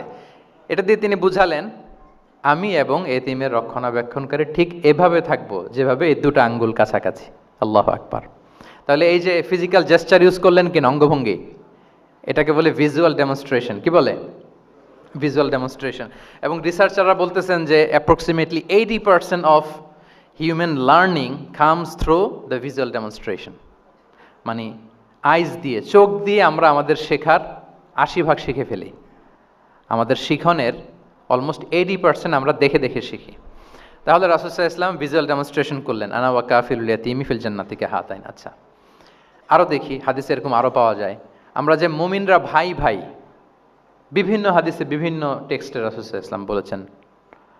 এটা ইসলামের একটা খুব মৌলিক কথা, আমরা সবাই জানি না? আমরা সবাই কি এই অডিটোরিয়ামে আমরা যারা বসে আমরা সবাই কি? আল মুমিনু আখুল মুসলিম, একে অপরের ভাই। আমাদের মধ্যে আবার আরেকটা সমস্যা আছে, আমরা দেখা যায় যে প্রত্যেকে যেই দল করে ওই দলের এরা ভাই ভাই আর কি, এরকম। এই হাদিসের একটা নিজস্ব অর্থ বলয় আমরা করে নিয়েছি যে ভাই ভাই ঠিক আছে, বাট আমি এই দলের, সো আমরা ভাই ভাই। আচ্ছা, ওরা ওই দল, তো ওরা কি নিজেরা নিজেরা আসলে কি এই ভাই ভাই নাকি? না। যারাই কালেমা শাহাদাতে বিশ্বাসী, যারা আমাদের কেবলাকে কেবলা মানে, যারা ঈমান এনেছে, তারা সবাই আমরা কি ভাই ভাই। এই যে আমাদের ভ্রাতৃত্বের বন্ধনটা যে খুব অটুট এবং মজবুত সুদৃঢ়, এটা বোঝানোর জন্য রাসূল ইসলাম একবার বললেন আল মুমিনু লিল মুমিনি কাল বুনিয়ান। মুমিন যে ভাই ভাই, এই ভ্রাতৃত্বের বন্ধন হচ্ছে সুদৃঢ় প্রাচীরের মতো। ইয়াশুদ্দু বা'দুহু বা'দা, one side strengthening the other. একটা বড় প্রাচীর, যেমন এই বিল্ডিংটা যেমনি এই পাশ ওই পাশটাকে মজবুত করে ধরে রেখেছে, ওই পাশ যেমনি এটাকে মজবুত করে ধরে ঠায় দাঁড়িয়ে আছে বছরের পর বছর, যুগের পর যুগ। রাসূল সাল্লাল্লাহু আলাইহি ওয়াসাল্লাম বললেন মুমিন যে ভাই ভাই, তাদের সম্পর্কটা এরকম সুদৃঢ়। কতটা সুদৃঢ়? এটা বলতে যে ওয়াশাব্বাকা বাইনা আসওয়াবিহি, তিনি হাতের এই 5 আঙ্গুল, এই 5 আঙ্গুলের ভেতরে ঢুকাই দিলেন। এরকম ধরেন তো একটু সবাই। আচ্ছা, ঢুকিয়ে একটু চাপ দেন। এখন ব্যাপারটা অনেক মজবুত হয়ে গেল না? হ্যাঁ, কেউ চাইলে কি সহজে ছোটাতে পারবে? না। তাহলে এই যে আরেকটা ভিজুয়াল ডেমনস্ট্রেশন পাইছেন, পেয়েছেন? ফিজিক্যাল জেস্চার, অঙ্গভঙ্গি করে তিনি বুঝাইলেন যে আমাদের ভ্রাতৃত্বটা এইরকম মজবুত। মানে ওনার কাছে যা ছিল ওইটা বুঝাতে যে তিনি এই ফিজিক্যাল জেস্চারটা নিয়েছেন যে মুমিন ভাই ভাই এবং আমাদের ভ্রাতৃত্বের বন্ধনটা ঠিক এরকম মজবুত, লাইক দিস। তাহলে এটাকে বলে ভিজুয়াল ডেমনস্ট্রেশন, যেহেতু এতে করে সাহাবারা সহজে বুঝতো, এটা দিয়ে সহজে বুঝলো। আবার মাঝে মাঝে তিনি ড্রয়িং করেছেন। আমাদের মতো ডিজিটাল সিস্টেমে ড্রয়িং করে না, এখন তো খুব ইজি। তো তিনি কীভাবে ড্রয়িং করেছেন, একবার সাহাবিদেরকে নিয়ে তিনি মরুভূমির মাঝখানে খেজুরের ডাল নিয়ে একটা স্ট্রেট লাইন, সরল রেখা আঁকলেন। খাত্তা লানা রাসূলুল্লাহ সাল্লাল্লাহু আলাইহি ওয়াসাল্লাম খাত্তান। আল্লাহ রাসূল সাল্লাল্লাহু আলাইহি ওয়াসাল্লাম মরুভূমিতে খেজুরের ডাল দিয়ে টেনে একটা স্ট্রেট লাইন, মানে সরল রেখা আঁকলেন। একে বললেন হাযা সাবিলুল্লাহ, এটা হচ্ছে আল্লাহর রাস্তা, মানে সিরাতুম মুস্তাকিম। এরপরে এই স্ট্রেট লাইন, সরল রেখার ডানে বায়ে ছোট ছোট অনেকগুলো দাগ কাটলেন খেজুরের ডাল দিয়ে, আর বললেন হাযিহি সুবুলুশ শাইতান, এগুলো হচ্ছে শয়তানের রাস্তা। ফি কুল্লি সাবিলিন শাইতান, এই প্রত্যেকটা রাস্তায় একটা করে শয়তান থাকে, সে তার শয়তানি কাজের হাতছানি তোমাদের দেয়। তাহলে খেজুরের ডাল দিয়ে একটা স্ট্রেট লাইন সরল রেখা করে বললেন এটা সিরাতুম মুস্তাকিম সাবিলুল্লাহ, আর ডানে বায়ে ছোট ছোট দাগ কেটে বললেন এগুলো হচ্ছে সাবিলুশ শয়তান। ওই পথে, শয়তানের হাতছানি দেয়া পথে কভু যাওয়া যাবে, বরং সিরাতুল মুস্তাকিমে থাকা লাগবে। তাহলে এই যে ভিজুয়াল ডেমনস্ট্রেশন ব্যাপারটা ক্লিয়ার হয়েছে না? কাফিলুল ইয়াতীমি কাহাতাইন শাব্বাকা বাইনা আসাবিহি খাত্তা লানা রাসূল সাল্লাল্লাহু আলাইহি ওয়াসাল্লাম খাত্তান। তাহলে এভাবে ওনার সাধ্যের নাগালে যা যা ছিল সাহাবাদেরকে আরো বুঝাতে ভালো করে, হ্যাঁ, to clarify the issue, to visualize the matter, রাসূল সাল্লাল্লাহু আলাইহি ওয়াসাল্লাম এগুলোর ব্যবহার করেছেন। আচ্ছা, এরপর মাঝে মাঝে সাহাবীদের মস্তিষ্কের যাতে ব্যায়াম হয়, শিক্ষার্থীর কল্পনার জগতে কোনো কিছু চিত্রায়িত করা, এতে করে মস্তিষ্কের ব্যায়াম হয় আর কি, to enhance the power of imagination, আপনার ইমাজিনারি পাওয়ারকে ডেভেলপ করবার জন্য। রাসূল ইসলাম হাদিসে এরকম অনেক কথা বলেছেন যে তোমরা একটু ভাবো তো, এরকম হইলে কেমন হয়, এমন হইলে কেমন হয়, তেমন হইলে কেমন হবে। এই কথাগুলো যখন বলতেন সাহাবারা ভাবনার জগতে হারিয়ে যেত, ভাবতেন, কল্পনার রাজ্যে হারিয়ে যেতেন, ওনাদের মস্তিষ্কের ব্যায়াম হতো, তাদের যে ইমাজিনেশনের যে পাওয়ার এটা ডেভেলপ করতো, এমনটা পাওয়া যায়। রাসূল ইসলাম একবার বললেন আরাআইতুম লাউ আন্না নাহরান বিবাবি আহাদিকুম ইয়াগতাসিলু মিনহু কুল্লা ইয়াউমিন খামসা মাররাতিন হাল ইয়াবকা মিন দারানিহি শাই। আচ্ছা বলো তো, তোমরা একটু ভাবো তো, কল্পনার রাজ্যে হারিয়ে যাও, ভেবে দেখো তো, ধরো যে তোমার বাড়ির সামনে একটা ঝর্ণাধারা আছে বা একটা চমৎকার লেক আছে যেখানে স্বচ্ছ স্ফটিক পানি। তুমি যদি প্রতিদিন ওই ঝর্ণায় যে বা ওই লেকে নেমে 5 বার গোসল করো, তোমার গায়ে কোনো ময়লা থাকবে আর? সাহাবারা কল্পনা করে বলে না, মনে মনে ভাবতেছে যে গোসল করতেছে, 5 বার গোসল করার পরে আর আমার গায়ে দুর্গন্ধ, ঘামের গন্ধ থাকবে কি করে? না, কোনো ময়লা থাকবে না। সাহাবার বলল লা ইয়া রাসূলুল্লাহ লা ইয়াবকা মিন দারানিহি শাই। রাসূল ইসলাম তখন বললেন ফাকাযালিকা মাসালু সলাওয়াতিল খামস, এটা হচ্ছে 5 ওয়াক্ত সালাতের দৃষ্টান্তের মতো। ইয়ামহুল্লাহু বিহিন্নাল খাতায়া, কারো ঘরের সামনে যদি একটা স্বচ্ছ লেক থাকে, পানির ফোয়ারা, সে যদি 5 বার গোসল করে তার গায়ে যেমনি কোনো দুর্গন্ধ, ময়লা, আবর্জনা কিছু থাকে না, কেউ যখন 5 ওয়াক্ত সালাত আদায় করে তখন এই সালাতও তার সব গুনাহগুলোকে ধুয়ে মুছে এরকম পাক পবিত্র সাফ করে দেয়। সুবহানাল্লাহ। বুঝে গেলেন যে সালাওয়াতুল খামস কিভাবে আমাদের পাপ মুছে ক্লিন করে, আমাদেরকে কিভাবে ক্লিনজিং করে, এটা সাহাবারা ইজিলি বুঝে গেলেন। তাহলে ভেবে দেখো তো, চিন্তা করো তো, এটা বলে বেসিকলি দ্য পাওয়ার অফ ইমাজিনেশনকে রাসূল সাল্লাল্লাহু আলাইহি ওয়াসাল্লাম ইনহ্যান্স করার চেষ্টা করলেন। এভাবেও সাহাবাদেরকে তিনি মাঝে মাঝে বুঝাতেন। আচ্ছা, রাসূল সাল্লাল্লাহু আলাইহি ওয়াসাল্লাম মাঝে মাঝে দেখা যায় যে বিভিন্ন মেটাফোর, সহজ করে বুঝাতে যে রূপক অর্থবোধক শব্দের প্রয়োগ করতেন। মাজাজ বা ইস্তেআরা, এটা তো যারা আরবিতে পড়েন আপনারা তো জানেন। ইসলামিক স্টাডিজ, হাদিস, কোরআন, কোরআনিক সায়েন্স, এই সমস্ত ডিপার্টমেন্টে পড়েন কারা কারা? আমি একটু জাস্ট দেখে নেই যে আমি যে এত আরবি শব্দ বলতেছি বুঝতেছেন না, মাথার উপর দিয়ে যাচ্ছে, একটু চেক করে নেই। আপনারা হচ্ছেন ইসলামিক স্টাডিজ, কোরআন, সুন্নাতে। আচ্ছা, আর বাকিরা সবাই কনভেনশনাল ফ্যাকাল্টিজ। ঠিক আছে, বোঝার কথা, কারণ মাঝে মাঝে তো আমি কিছু ইংরেজিও বলতেছি, বাংলায় অর্থ করে দিচ্ছি। তো মাজাজ বা ইস্তেআরা মানে হচ্ছে মেটাফোর, কোনো জিনিসকে আরও সহজ করে বোধগম্যময় করতে রাসূল সাল্লাল্লাহু আলাইহি ওয়াসাল্লাম এই মেটাফোরকে ইউজ করতেন। যেমন রাসূল সাল্লাল্লাহু আলাইহি ওয়াসাল্লাম নারীদের প্রতি সদয় হওয়ার জন্য পুরুষদেরকে তিনি বলেছেন রিফকান বিল কাওয়ারির, অর্থাৎ কাঁচগুলোর সাথে ভালো আচরণ করো, মানে কাঁচগুলোকে দেখে রেখো। কাচের পাত্র দিয়ে তিনি নারীদেরকে, স্ত্রীদেরকে বুঝিয়েছেন রিফকান বিল কাওয়ারির। আচ্ছা বলেন তো, কাচের গ্লাস, প্লেট, তৈজসপত্র এক বাড়ি থেকে যদি আরেক বাড়িতে, লেটসে আপনি বাসা শিফট করবেন, আপনার কাছে অনেক কাচের তৈরি গ্লাস, প্লেট, তৈজসপত্র আছে, চট্টগ্রামের এই থানা থেকে ওই থানায় আপনি বাসা চেঞ্জ করবেন, এগুলো নেওয়ার সময় আপনারা কি করেন বলেন? কিভাবে নেন বলেন তো?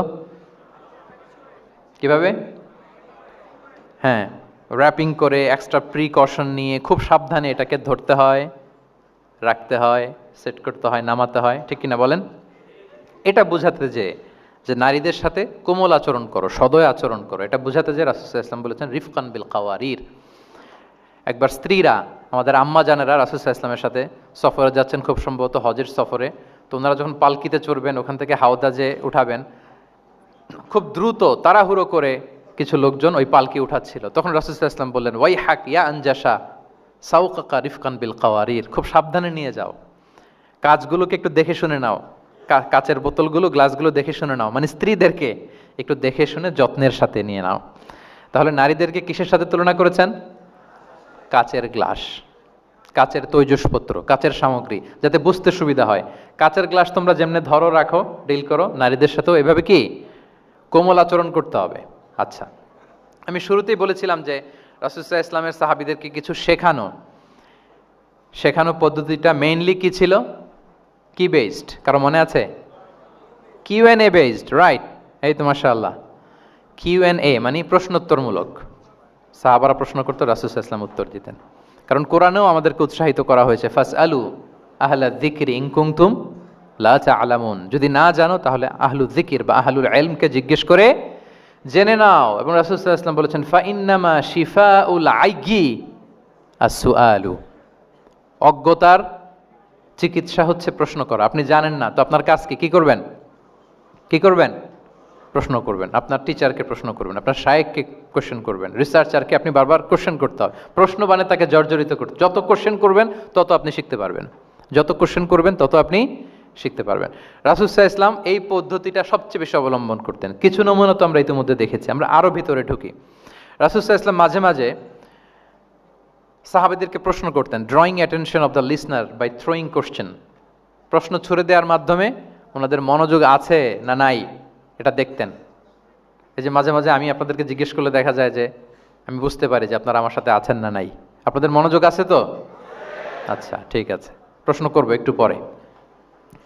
পুরো আলোচনা শেষে দু একটা প্রশ্ন করবো, দেখি কে কতটুকু মনে রাখতে পারলেন। তো রাসূল সাল্লাল্লাহু আলাইহি ওয়াসাল্লাম একবার প্রশ্ন করলেন সাহাবাদেরকে, তাদের অ্যাটেনশন যাতে গ্রো করে। তিনি বললেন যে ইন্না মিনা শাজারি শাজারাতান লা ইয়াসকুতু ওয়ারাকুহা মাসালুহা ইন্নাহা মাসালুল মুসলিম হাদ্দিসুনি মা হিয়া। তিনি সাহাবাদেরকে বললেন, সাহাবারা, এক ধরনের গাছ আছে যে গাছের পাতা কখনো ঝরে না। কি কখনো ঝরে না?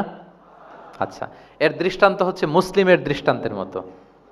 হাদ্দিসুনি মা হিয়া, বলো তো এটা কোন গাছ? যখন বলছে কোন গাছ, সাহাবারা চলে গেছে অনেক দূরে। তারা মনে মনে ভাবছে এত সহজ প্রশ্ন তো রাসূল সাল্লাল্লাহু আলাইহি ওয়াসাল্লাম সহজ হলে তার জিজ্ঞেস করবে না, নিশ্চয়ই আনকমন কোনো গাছ।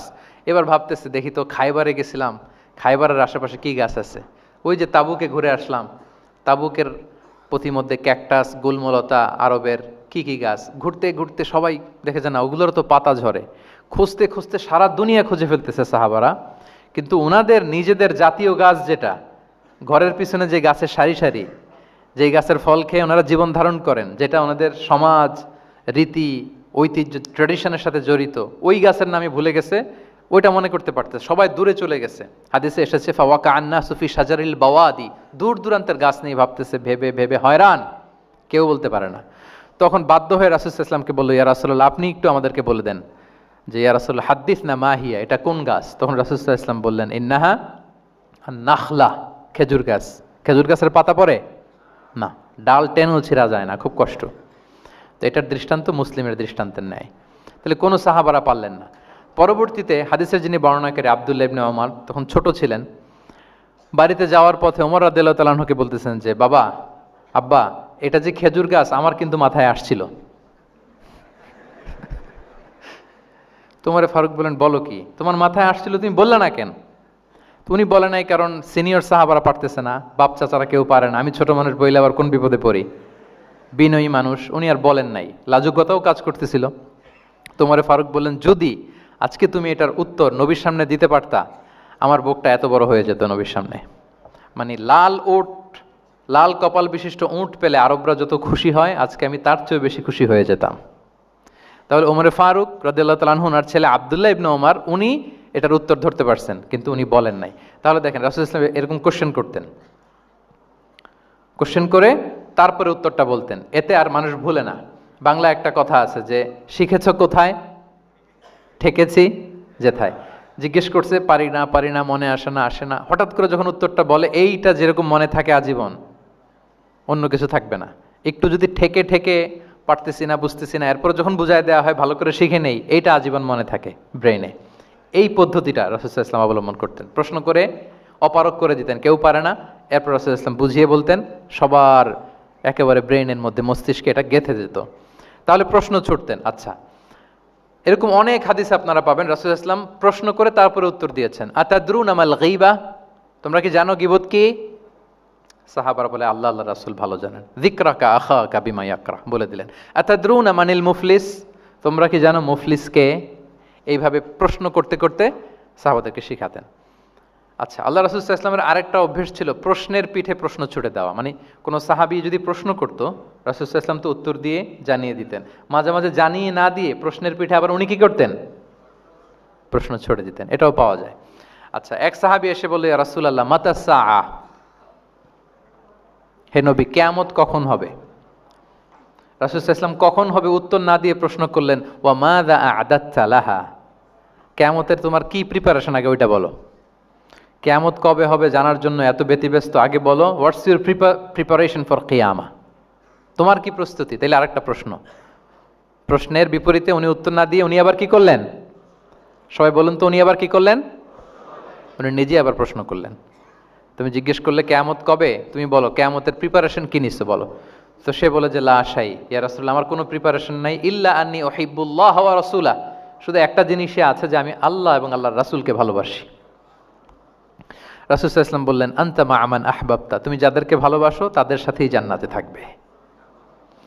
আল্লাহ আল্লাহর রাসূলকে ভালোবাসো, তাদের সাথে তুমি কই থাকবে? জান্নাতে থাকবে। তাহলে প্রশ্নের পিঠে প্রশ্ন ছুড়ে দেওয়া।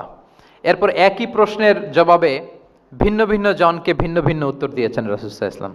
এটাকে এডুকেশনের ভাষায় বলে পার্সোনালাইজেশন। কি বলে? মানে যার যেটা লাগবে। শিক্ষক ভালো বুঝে, কয়েকটা ক্লাস নিলে উনি বুঝে ফেলে যে কার রিসিভিং ক্যাপাসিটি কতদূর, কার কোনটাতে ঘাটতি, কার কোনটাতে সমস্যা। একজন আদর্শ শিক্ষক, একজন চৌকস শিক্ষক, তিনি খুব সহজে এটা ধরে ফেলেন। তো রাসূল সাল্লাল্লাহু আলাইহি ওয়াসাল্লাম he was a very good observer. তিনি বুঝে ফেলতেন যে কার কোনটায় ঘাটতি, ফলে একই প্রশ্নের উত্তর উনি এক একজনকে এক একভাবে দিতেন। কেন? Based on the need of the addressee, যার যেটা দরকার ওইটার উপর গুরুত্ব আরোপ করে, যার যেটাতে ঘাটতি আছে সেটাতে গুরুত্ব আরোপ করে তিনি এক একজনকে কি করতেন? এক এক রকম উত্তর। অনেক সাহাবারা এরকম প্রশ্ন করেছেন যে আইয়ুল আমালি আফদাল ইয়া রাসূলুল্লাহ, সবচেয়ে শ্রেষ্ঠ আমল কোনটা? তিনি এক একজনকে এক একটা বলেছেন। কখনো বলেছেন যে আল্লাহর উপর ঈমান আনা, আল ঈমানু বিল্লাহি ওয়াহদা। কাউকে বলেছেন যে আল জিহাদ ফি সাবিলিল্লাহ, কাউকে বলেছেন আস-সালাতু ফি ওয়াক্তিহা, অন টাইমে সালাত পড়া। তার মানে যার যেটাতে ঘাটতি ছিল। কাউকে বলেছেন বিররুল ওয়ালিদাইন, কারণ তিনি দেখেছেন তার সাথে তার মা বাবার সম্পর্কে একটু ঘাটতি আছে, তারা এটা বলি, কারণ সবগুলোই ভালো কাজ, সবগুলোই কি ভালো কাজ। তাহলে যার যেটাতে ঘাটতি আছে সেটাতে গুরুত্ব আরোপ করা, এটা রাসূল সাল্লাল্লাহু আলাইহি ওয়াসাল্লাম করেছেন। মাঝে মাঝে রাসূল সাল্লাল্লাহু আলাইহি ওয়াসাল্লাম সাহাবীদেরকে মানে শিক্ষার্থীদেরকে উত্তর জানার জন্য ব্যাপকভাবে আগ্রহী করে তুলতেন। হ্যাঁ, এটাকে আরবিতে বলে তাশওয়িকুস সামিঈন ইলা মা'রিফাতিল জাওয়াব, উত্তর শোনানোর জন্য আগ্রহী করে তোলা। সেক্ষেত্রে মাঝে মাঝে তিনি একটা দুটো শব্দ ইউজ করতেন। কিরকম? যেমন আওয়ালা আদুল্লুকুম, অথবা আলা উখবিরুকুম, আমি কি তোমাদের বলবো না? এটা বললে সাহাবারা বলতেন বলেন বলেন ইয়া রাসূলুল্লাহ, অবশ্যই বলবেন, বালা ইয়া রাসূলুল্লাহ। আওয়ালা উখবিরুকুম, আমি কি তোমাদের জানিয়ে দিব না? সাহাবারা বলতেন ইয়া রাসূলুল্লাহ, অবশ্যই আপনি আমাদের জানিয়ে দিবেন।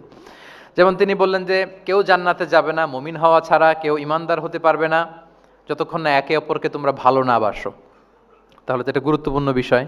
একে অপরকে ভালো না বাসলে নাকি মুমিনই হওয়া যাবে না, আর মুমিন না হলে তো জান্নাতেই যাওয়া যাবে না। তখন রাসূল সাল্লাল্লাহু আলাইহি ওয়াসাল্লাম বললেন আওয়ালা আদুল্লুকুম আলা শাইইন ইযা ফাআলতুমুহু তাহাবাবতুম, আমি কি তোমাদেরকে বলবো না এমন একটা আমলের কথা যেটা করলে তোমাদের পারস্পরিক হৃদ্যতা বাড়বে, ভালোবাসা বাড়বে? তখন তিনি বললেন সেটা কি? আফশুস সালামা বাইনাকুম, তোমাদের মাঝে ব্যাপক সালামের প্রচলন প্রসারণ করো, সালামের প্রসার করো, একে অপরকে বেশি বেশি সালাম দাও। ব্যাপারটাকে এইভাবে প্রেজেন্ট না করে উনি যদি বলতেন সাহাবারা বেশি বেশি সালাম দিও, এটা সওয়াবের কাজ অনেক।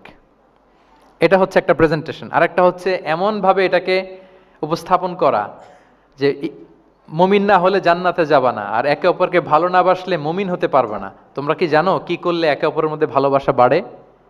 এরপর রাসূল সাল্লাল্লাহু আলাইহি ওয়াসাল্লাম বলতেন যে সালাম দেওয়ার মাধ্যমে ভালোবাসা বাড়বে। আচ্ছা, মাঝে মাঝে ব্যবহার করতেন আলা উখবিরুকুম, আলা উখবিরুকুম, আমি কি তোমাদেরকে জানাবো না?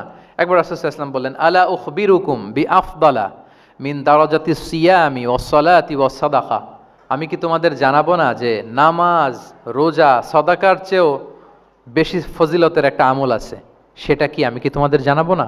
সাহাবারা বললেন ক্বালু বালা ইয়া রাসূলুল্লাহ, হে আল্লাহর রাসূল অবশ্যই জানাবেন, অবশ্যই জানাবেন, কারণ নামাজের চেয়েও বেশি গুরুত্বপূর্ণ, সাদাকার চেয়েও বেশি গুরুত্বপূর্ণ, সিয়ামের চাইতেও বেশি গুরুত্বপূর্ণ আমল, সেটা কি?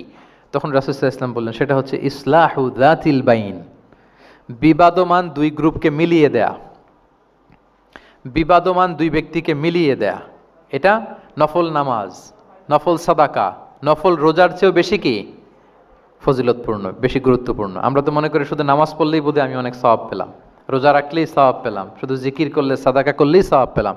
কিন্তু রাসূল সাল্লাল্লাহু আলাইহি ওয়াসাল্লাম বলেন যে দুইজনের মধ্যে একটু মনোমালিন্য তুমি মিলিয়ে দাও, এটা এর চেয়েও বেশি সওয়াবের। আল্লাহু আকবার। দুই গোষ্ঠীর মধ্যে দীর্ঘদিনের ঝগড়া মিলিয়ে দাও, এটা এর চেয়েও বেশি সওয়াবপূর্ণ। রাসূল সাল্লাল্লাহু আলাইহি ওয়াসাল্লাম মক্কা থেকে মদিনায় যেয়ে কি করেছেন? আউস এবং খাজরাজের দীর্ঘদিনের যুদ্ধ 1 ঘন্টার মধ্যে কি settle down. He was a very good mediator and arbitrator, চমৎকার মধ্যস্থতা করতে জানতেন তিনি। তাহলে এইভাবে উত্তর জানার জন্য শিক্ষার্থীদেরকে আগ্রহী করে তুলতেন। আচ্ছা, আরেকটা পদ্ধতি ছিল অবজারভেশন অ্যান্ড কারেকশন। রাসূল সাল্লাল্লাহু আলাইহি ওয়াসাল্লাম, আমি আলোচনার শুরুতেই বলেছি, হি was a very good observer, চমৎকার পর্যবেক্ষণ করতেন এবং সংশোধন দিতেন। কে কি করছেন এটা খেয়াল রাখতেন, মানে চোখ কান খোলা রাখতেন। বাংলায় আমরা কি বলি? বাংলায় কি বলা হয় এটাকে? চোখ কান খোলা রাখা।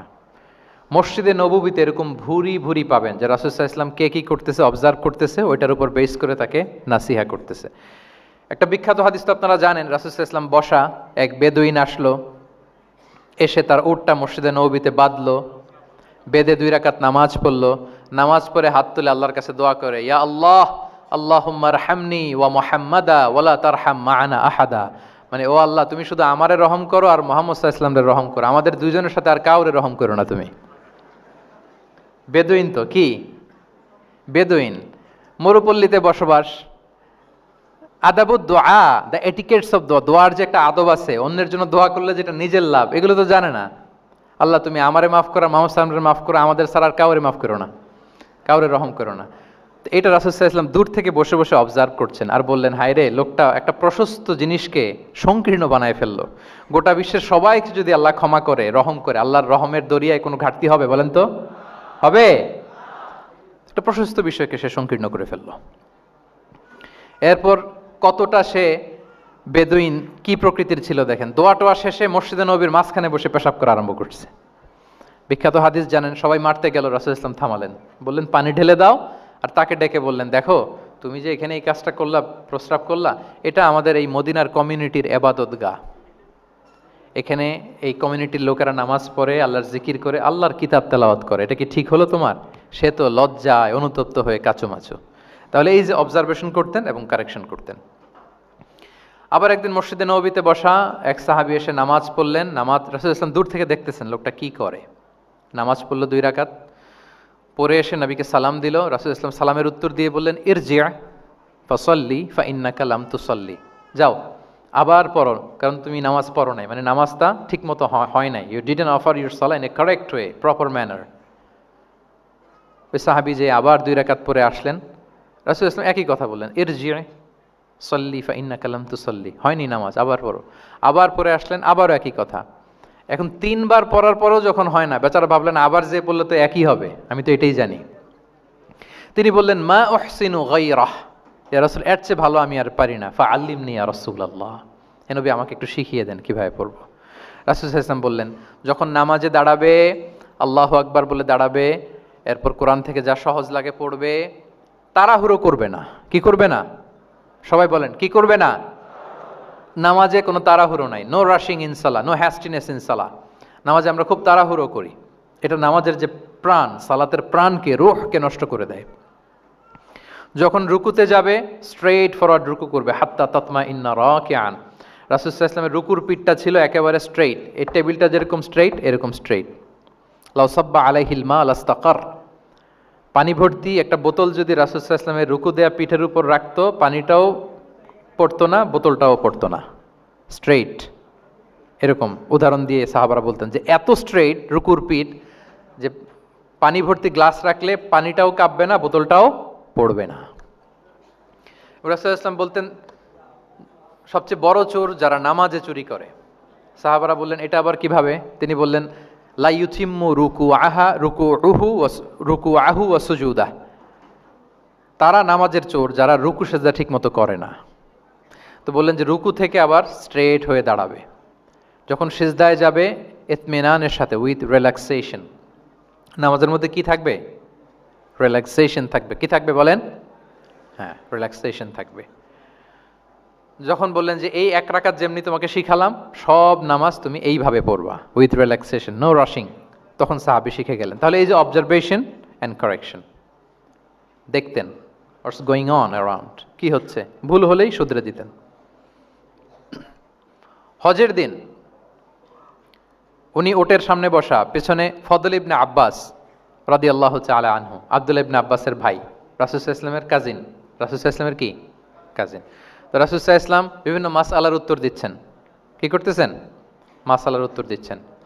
রাসূল সাল্লাল্লাহু আলাইহি ওয়াসাল্লাম হজ করেছিলেন কয়টা বলেন তো দেখি, কে জানে? হ্যাঁ, মাত্র একটা করছে। ঠিকঠাক আছে তো উত্তর? সবাই বলেন, কয়টা হজ করেছিলেন? হ্যাঁ, আসলে রাসূল সাল্লাল্লাহু আলাইহি ওয়াসাল্লাম কেবলমাত্র জীবনে কয়টা হজ করেছেন? একটা হজ করেছেন, 4টা উমরা করেছেন। আচ্ছা, এবার যেহেতু একটা হজ করেছেন, মানুষের অনেক ভুল হয়ে যাওয়া তো খুব স্বাভাবিক, কি বলেন? স্বাভাবিক না? স্বাভাবিক। ফলে 10 জিল হজ, যেটা ভেরি হ্যাকটিক ডে, একদিনে অনেক কাজ করতে হয়, 5টা কাজ। জামরায় স্টোনিং করতে হয়, পাথর মারো, স্লটার করো, প্রাণী জবাই করো, মাথার চুল ফেলে দাও, আবার চলে যায় মক্কায়, ফরজ তাওয়াফ করো, সাই করো, ফিরে আসো। তো এই যে 5টার সিকোয়েন্স অনেকে রাখতে পারে না, ভুল করে ফেলে।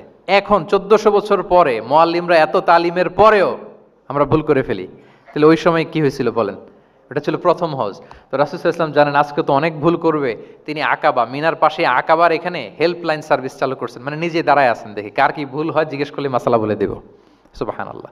তো এসে একজন বলে যে ইয়া রাসূলুল্লাহ, আমি তো ওই আগে কুরবানি পরে চুল কাটা, আমি আগে চুল কেটে ফেলছি। রাসূল সাল্লাল্লাহু আলাইহি ওয়াসাল্লাম বলে ইফআল ওয়ালা হারাজ, ওকে কোনো সমস্যা নেই, যাও। আরেকজন এসে বলে আমি তো আগে এটা করছি। ওই দিন যাই নবীকে জিজ্ঞেস করা হয়েছে, নবী সাল্লাল্লাহু আলাইহি ওয়াসাল্লাম ফ্লেক্সিবিলিটি দিয়ে দিয়েছেন, বলে করো, অসুবিধা নাই। তো ওই যে দাঁড়িয়ে তিনি মাসালা বলতেছেন, পেছনে ছিল ফাদল ইবনে আব্বাস, ছোট ছোট সাহাবী, তরুণ। তো খাসাআম গোত্রের এক নারী আসছিল একটা মাসালা জিজ্ঞেস করতে, and she was a very beautiful lady, বেশ সুন্দরী ছিল। তো এসে রাসূল সাল্লাল্লাহু আলাইহি ওয়াসাল্লামকে যখন প্রশ্ন করতেছে, ফাদল ইবনে আব্বাস ওই নারীর দিকে তাকায় আছে, এবং ওই নারীও ফদল ইবনে আব্বাসের দিকে তাকায় আছে। রাসূল সাল্লাল্লাহু আলাইহি ওয়াসাল্লাম উত্তরও দিচ্ছেন, আবার খেয়াল করতেছেন যে চোখাচোখি হয়ে যাচ্ছে। যখনই তিনি অবজার্ভ করলেন যে ফদল ইজ ক্রসিং দ্য লিমিট, একবার চোখ পড়তে পারে তারপর তো নামিয়ে ফেলতে হবে, সে যখন তাকিয়ে আছে, নারীও তাকিয়ে আছে, তখন রাসূল সাল্লাল্লাহু আলাইহি ওয়াসাল্লাম কি করলেন, ওয়াজআলা নবী সাল্লাল্লাহু আলাইহি ওয়াসাল্লাম ইয়াসরিফু ওয়াজহাল ফদলি ইলা শিক্কিল আখার, সাথে সাথে ফদলকে বললেন, ফদল ওইদিকে না, এদিকে তাকাও। এইভাবে। এটা সরাসরি হাদিসের অনুবাদ করে শোনাচ্ছি, আমার পক্ষ থেকে না, এবং বুখারীর হাদিস। ফাজআলা ইয়াসরিফু ওয়াজহাল ফদলি, ফদল ইবনে আব্বাসের চেহারাটা রাসূল সাল্লাল্লাহু আলাইহি ওয়াসাল্লাম ঘুরিয়ে ফেললেন যে ফদল ওইদিকে তাকানো যাবে না, এদিকে তাকাও। ফদল রাদিয়াল্লাহু তাআলা আনহু নিজেকে সামলে নিলেন। এই যে this is the point, observation. এটা কি বলে? Observation and correction. রাসূল সাল্লাল্লাহু আলাইহি ওয়াসাল্লাম he was a very good observer, what's going on around, কি চলতেছে সব দিকে চোখ কান খোলা। বাংলায় কি বলে? বাংলায় বললে বুঝবেন ভালো, চোখ কান খোলা রাখতে হবে। তো রাসূল সাল্লাল্লাহু আলাইহি ওয়াসাল্লাম খেয়াল করলেন এবং ওনার চেহারা ঘুরিয়ে দিলেন। এভাবে তিনি কেউ ভুল করলে শুধরে দিতেন। এবং শুধরে দেওয়ার আরেকটা নিয়ম রাসূল সাল্লাল্লাহু আলাইহি ওয়াসাল্লাম, আল্লাহু আকবার, অনেক পয়েন্টস এখানে, যে কিভাবে তিনি অন্যের ভুল শুধরাতেন। কিভাবে ভুল শুধরাতেন? আমরা কিভাবে ভুল শুধরাই? বাংলাদেশের যে টেন্ডেন্সি, কেউ ভুল করলে আর মাইক্রোফোন যদি পাই যে মাহফিলে, এইবার তো পাইছি ওই বেটারে, ও কাফের, ওর দাদা কাফের, ওর 14 গোষ্ঠী কাফের, ও মারা যাওয়ার পরে যেখানে কবর দিবে ওই কবরের উপর যে ঘাস উঠবে, ওই ঘাস যে গরু খাবে, ওই গরুর দুধ যে খাবে ও কাফের। মানে 14 গোষ্ঠীকে কাফের বানায় দিচ্ছে। আমি জাস্ট সিনারিওটা আপনাদের সাথে শেয়ার করি যে নিয়ম হচ্ছে কি। লেটস সে আমার একজন কো স্পিকার কোনো কিছু একটা ভুল করে ফেলছে, তার জানা নাও থাকতে পারে, আবার আমারও একটা জিনিস জানা নাও থাকতে পারে। কেউ ভুল করলে শুধরানোর নিয়ম হচ্ছে সে যে ভুলটা করলো এটা যে ভুল এটা জানানো, যে অনেকে এরকম এরকম বলে, আসলে এটা ঠিক না, বরং ঠিক হচ্ছে এটা এবং এর পক্ষে দলিল হচ্ছে এটা, জাস্ট এটা বলে দেওয়া। এটা যদি বলে দেয় তাহলে কি হবে, যখন ওই যে ভুল করছে সে যখন শুনবে, তার নাম তো আর বলা হয় নাই, সে তো বুঝে যাবে এটা তো আমি ভুলটা করছি, ফলে আমি শুধরে গেলাম, ওই লোক শুধরে যাবে, আর বাকি যারা লিসেনার শ্রোতা তারা সবাই সতর্ক হয়ে যাবে। তাইলে যেটা উদ্দেশ্য ছিল কাউকে শুধরানো, ওটা হয়ে গেছে না? কারো নাম নেওয়া প্রয়োজন হয়েছে? বলেন তো। রাসূল সাল্লাল্লাহু আলাইহি ওয়াসাল্লাম যখন কাউকে কারেক্ট করতেন তখন কখনো কারো নাম ধরে শুধরাতেন না, কারেক্ট করতেন না। আল্লাহু আকবার। নাম ধরে শুধরাতেন না, পাছে না সে লজ্জা পেয়ে যায়, পাছে না সে বিব্রত হয় মানুষের সামনে। সুবহানাল্লাহ। অন্যের রাইটস, অন্যের ব্যক্তিত্বের ব্যাপারে কতটা মর্যাদাশীল ছিলেন। কারণ কারো নাম ধরে তো আমার শুধরানোর দরকার নাই, এটা যে ভুল সোসাইটিকে এটা জানালেই হবে। তাহলে যে ভুল করছে সে শুধরে গেল, বাকিরা সতর্ক হয়ে গেল, ঠিক না? আচ্ছা, 3 সাহাবী মিলে একবার ভাবলো রাসূল সাল্লাল্লাহু আলাইহি ওয়াসাল্লাম বাড়িতে কি কি আমল করে, আমরা একটু আম্মাজানদের জিজ্ঞেস করি, তাহলে আমরাও আমাদের আমল একটু বাড়াবো। যে জিজ্ঞেস করলো যে আম্মা জানারা একটু বলেন তো উনি বাসায় কি কি আবাদত করে, কতটুকু কোরআন পড়ে, তাহাজ্জুদ কেমনে পড়ে। আম্মা জানরা বর্ণনা দিলেন। বর্ণনা শোনার পরে কান্নাহুম তাকাল্লুহা, ওনাদের কাছে একটু কম মনে হইলো, মানে অনেক এক্সপেকটেশন নিয়ে আসছিল। তারা ভাবছিল মানে রাতে ঘুমাই না, সারা রাত তাহাজ্জুদ আর কান্নাকাটি করে রাসূল ইসলাম কাটায় দেয়, তাদের এরকম একটা ধারণা ছিল। কিন্তু এসে শুনে যে না, আসার পরে নাকি ঘুমোতে যায়, অনেকক্ষণ ঘুমিয়ে সেই মাঝরাতে নাকি ওঠে। যা যা বর্ণনা শুনলো কান্নাহুম তাকাল্লুহা, এদের কাছে একটু কম মনে হলো। তো একজন বলতেছে আরে কম না, আইনা নাহনু মিন রাসূলিল্লাহ, কোথায় আল্লাহ রাসূল আর কোথায় আমরা। গফিরা লাহু মা তাকাদ্দামা মিন যামবিহি ওয়া মা তাআখার, ওনার তো আগের পরের সব গুনাহই মাফ, আদতে তো গুনাহই নাই, নবীরা তো মাসুম। তো ওনার সাথে কি আমাদের তুলনা, আমাদের এত কম করলে হবে না, তো কি করতে হবে। একজন বলে যে আজকে থেকে আমি আর ঘুমাবোই না সারা রাত তাহাজ্জুদ পড়বো। আচ্ছা, আরেকজন বলে আমি আর না খেয়ে মানে রোজা ছাড়া থাকবো না, আমি সাওমে ভিসাল করব, সারা বছর রোজা রাখবো, যা করে আল্লাহ, রোজা থামাবো না, আমি রেগুলার রোজা রেখেই যাব। আচ্ছা, আরেকজন বলে আমি আর আমার স্ত্রীদের কাছেই যাব না, আমি সন্ন্যাসী জীবন নিয়ে নিলাম, আমি সন্ন্যাসী থাকবো, স্ত্রীদের সাথে মেলামেশাতে এই আমি যাব না, আর আমি এটা থেকে বিরত থাকবো। এই কথা যখন রাসূল সাল্লাল্লাহু আলাইহি ওয়াসাল্লামের কানে গেল, রাসূল সাল্লাল্লাহু আলাইহি ওয়াসাল্লাম রেগে গেলেন। রেগে গিয়ে সাহাবীদেরকে জড়ো করলেন, জড়ো করে তিনি বলতে আরম্ভ করলেন, তিনি বললেন আনতুমুল্লাযীনা কুলতুম কাযা ওয়া কাযা, আচ্ছা তোমাদের মধ্যে কে কে নাকি এরকম এরকম বলছে। সুবহানাল্লাহ। তিনি বলতে পারতেন এই আব্দুল্লাহ স্ট্যান্ড আপ, দাঁড়াও, আব্দুর রহিম দাঁড়াও, এই আব্দুল সাত্তার তুমি নাকি বলছো যে সারা রাত, এটা একটা কথা বললা তুমি, তুমি নাকি বলছো যে সারা বছর রোজা, এটা তুমি কি কথা বল, তো ভুল কাজ করছো, এটাও জানো না তুমি, তুমি নাকি বলছো স্ত্রীদের সাথে মিশবা না। এরকম যদি Abdullah, Abdur Rahman, just for example, এইভাবে দাঁড় করিয়ে যদি নাম ধরে ধরে বলতেন, ওনারা সাহাবীদের সামনে লজ্জিত হতেন না? না। আনতুমুল্লাযীনা কুলতুম কাযা ওয়া কাযা, এটাই রাসূল সাল্লাল্লাহু আলাইহি ওয়াসাল্লামের কাউকে কারেক্ট করার, তাসহিহ করার অভ্যেস ছিল। মা বালু আকওয়ামিন ইয়াকুলুনা কাযা ওয়া কাযা, মাঝে মাঝে বলতেন মা বালু আকওয়ামিন ইয়াফআলুনা কাযা ওয়া কাযা, তোমাদের মধ্যে কেউ কেউ নাকি এমনটা এমনটা বলে, তোমাদের মধ্যে কেউ কেউ নাকি এমনটা এমনটা করে। কই আমি তো রাতে ঘুমাই আবার সালাত পড়ি, কই আমি তো রোজা রাখি সোম বৃহস্পতি, বাকি দিনগুলোতে খাই, কই আমি তো আমার স্ত্রীদের সাথে মেলামেশা করি, এই সব কিছুকে ব্যালেন্স করেও তো আমার নবুয়তির তো আমার কোনো সমস্যা হয় নাই, আল্লাহ ভীরু হতে তো সমস্যা হয় নাই। ওয়াল্লাহি ইন্নী লা আখশাকুম লিল্লাহি ওয়া আতকাকুম লাহ, আল্লাহর শপথ আমি তোমাদের চাইতে আল্লাহকে বেশি ভয় করি, আমি তোমাদের চাইতে বেশি মুত্তাকি, তারপরেও এরকম ব্যালেন্সড লাইফ লিড করাতে আমার তো কোনো সমস্যা হয় নাই, তোমাদের কেন সমস্যা হলো, তোমরা এটা কোথায় পেলে? ফামান রাগিবা আন সুন্নতি ফালাইসা মিন্নি, জেনে রাখো আমি যে স্ট্যান্ডার্ড ঠিক করে দিয়েছি এটাই সর্বশ্রেষ্ঠ ইবাদত, এর বাইরে যে কেউ যদি কিছু করে আমার সুন্নতের বাইরে, সে আমার দলভুক্ত হতে পারবে। সুবহান। এরকম যখন ধমক দিয়ে শাসিয়ে দিলেন, যেই তিনজন সাহাবী এই কথা বলছিল ওনারা তো শুধরে গেলেন, ওনারা তো টের পাচ্ছেন যে এগুলো আমাদের কি বলতেছে, ওনারা টের পাচ্ছেন না, শুধরে গেলেন, আর বাকিরা সতর্ক হয়ে গেলেন। আল্লাহু আকবার। সো এটা হচ্ছে কারেক্ট করার নিয়ম। এখন আমরা কি করি, কেউ একটা ভুল করলে তখন তাকে ধরি, তার 14 পুরুষ নিয়ে কথা বলি, তার ব্যাপারে যদি আমার কোনো তিক্ত অভিজ্ঞতা থাকে, ঝাল মেটানোর একটা সুযোগ পাইলাম, আমি ঝাল মেটাই, তাকে ছোট করি, হেয় করি, হেন কোনো কথা নাই যে আমি বলি না। একটাও কি রাসূল সাল্লাল্লাহু আলাইহি ওয়াসাল্লামের সুন্নাহর মধ্যে পড়ে বলেন তো? না। তাহলে মন গড়া পদ্ধতিতে আমরা কাউকে সংশোধন করতে চাচ্ছি না, আর এইভাবে করলে সংশোধন হবেও না। সে মানবিক কারণেই তার ইগোইস্টিক প্রবলেম চলে আসবে, যে সে আমাকে ছোট করলো, আমার নাম ধরে সে এত মানুষের সামনে অপমান করলো, সে হয়তো শুধরানোর যে রাস্তাটা ছিল ওইটাও বন্ধ হয়ে গেল, ঠিক কিনা বলেন? তাহলে রাসূল সাল্লাল্লাহু আলাইহি ওয়াসাল্লাম এইভাবে শুধরাতেন। আর তামিম ফি তাসওয়িবিল আখতা, কারো ভুল শুধরাতে গেলে ইন জেনারেলি শুধরাতেন, যাদের শুধরানোর তারা শুধরে যেত, বাকিরা সতর্ক হয়ে যেত। আচ্ছা, আরেকটা পদ্ধতি ছিল ক্লিয়ার মিসকনসেপশন। কারো মিসকনসেপশন থাকলে রাসূল সাল্লাল্লাহু আলাইহি ওয়াসাল্লাম এটা ক্লিয়ার করে দিতেন। এক সাহাবী মনে করতেন ভালো জামা পরলে বুঝি অহংকার হয়, তিনি খুব সুন্দর ছিলেন দেখতে, খুব ভালো পোশাক পরিচ্ছদ পরতে পছন্দ করতেন। তিনি একবার বললেন ইয়া রাসূলুল্লাহ, ভালো পোশাক পরলে কি অহংকার হয়? রাসূল সাল্লাল্লাহু আলাইহি ওয়াসাল্লাম বললেন না। ইয়া রাসূলুল্লাহ, আমি ভালো জুতা পরতে পছন্দ করি, এটা কি অহংকার হয়? না, এটা অহংকার হয় না। আমি মানুষকে খুব খাওয়াতে পছন্দ করি এবং আমি চাই আমার চেয়ে যেন কেউ এটা এই কাজে আগাতে না পারে, আমিই খাওয়াবো, এটা কি অহংকার? রাসূল সাল্লাল্লাহু আলাইহি ওয়াসাল্লাম বললেন না, এটা অহংকার না। অহংকার হচ্ছে আল কিবরু বাতারুল হাক্কি ওয়া গামতুন নাস, অহংকার হচ্ছে সত্যকে প্রত্যাখ্যান করা আর মানুষকে তুচ্ছ তাচ্ছিল্য করা। সুবহানাল্লাহ। তাহলে এই যে মিসকনসেপশন, সে ভাবছে ভালো পোশাক পরলে এটা অহংকার হয়ে যায়, ভালো জামা পরলে অহংকার হয়ে যায়, এগুলোতে অহংকার হয় না, বরং অহংকার হয় সত্যকে প্রত্যাখ্যান করলে আর মানুষকে তুচ্ছ তাচ্ছিল্য করলে। তাহলে এই জাতীয় মিসকনসেপশন ইন দ্য সোসাইটি, এটাকে তিনি ক্লিয়ার করে দিতেন। আচ্ছা, প্র্যাকটিক্যালি শেখানোর চেষ্টা করতেন। কি করতেন? প্র্যাকটিক্যালি। আচ্ছা, আর কয়েক মিনিটের মধ্যে আমরা শেষ করে দেব।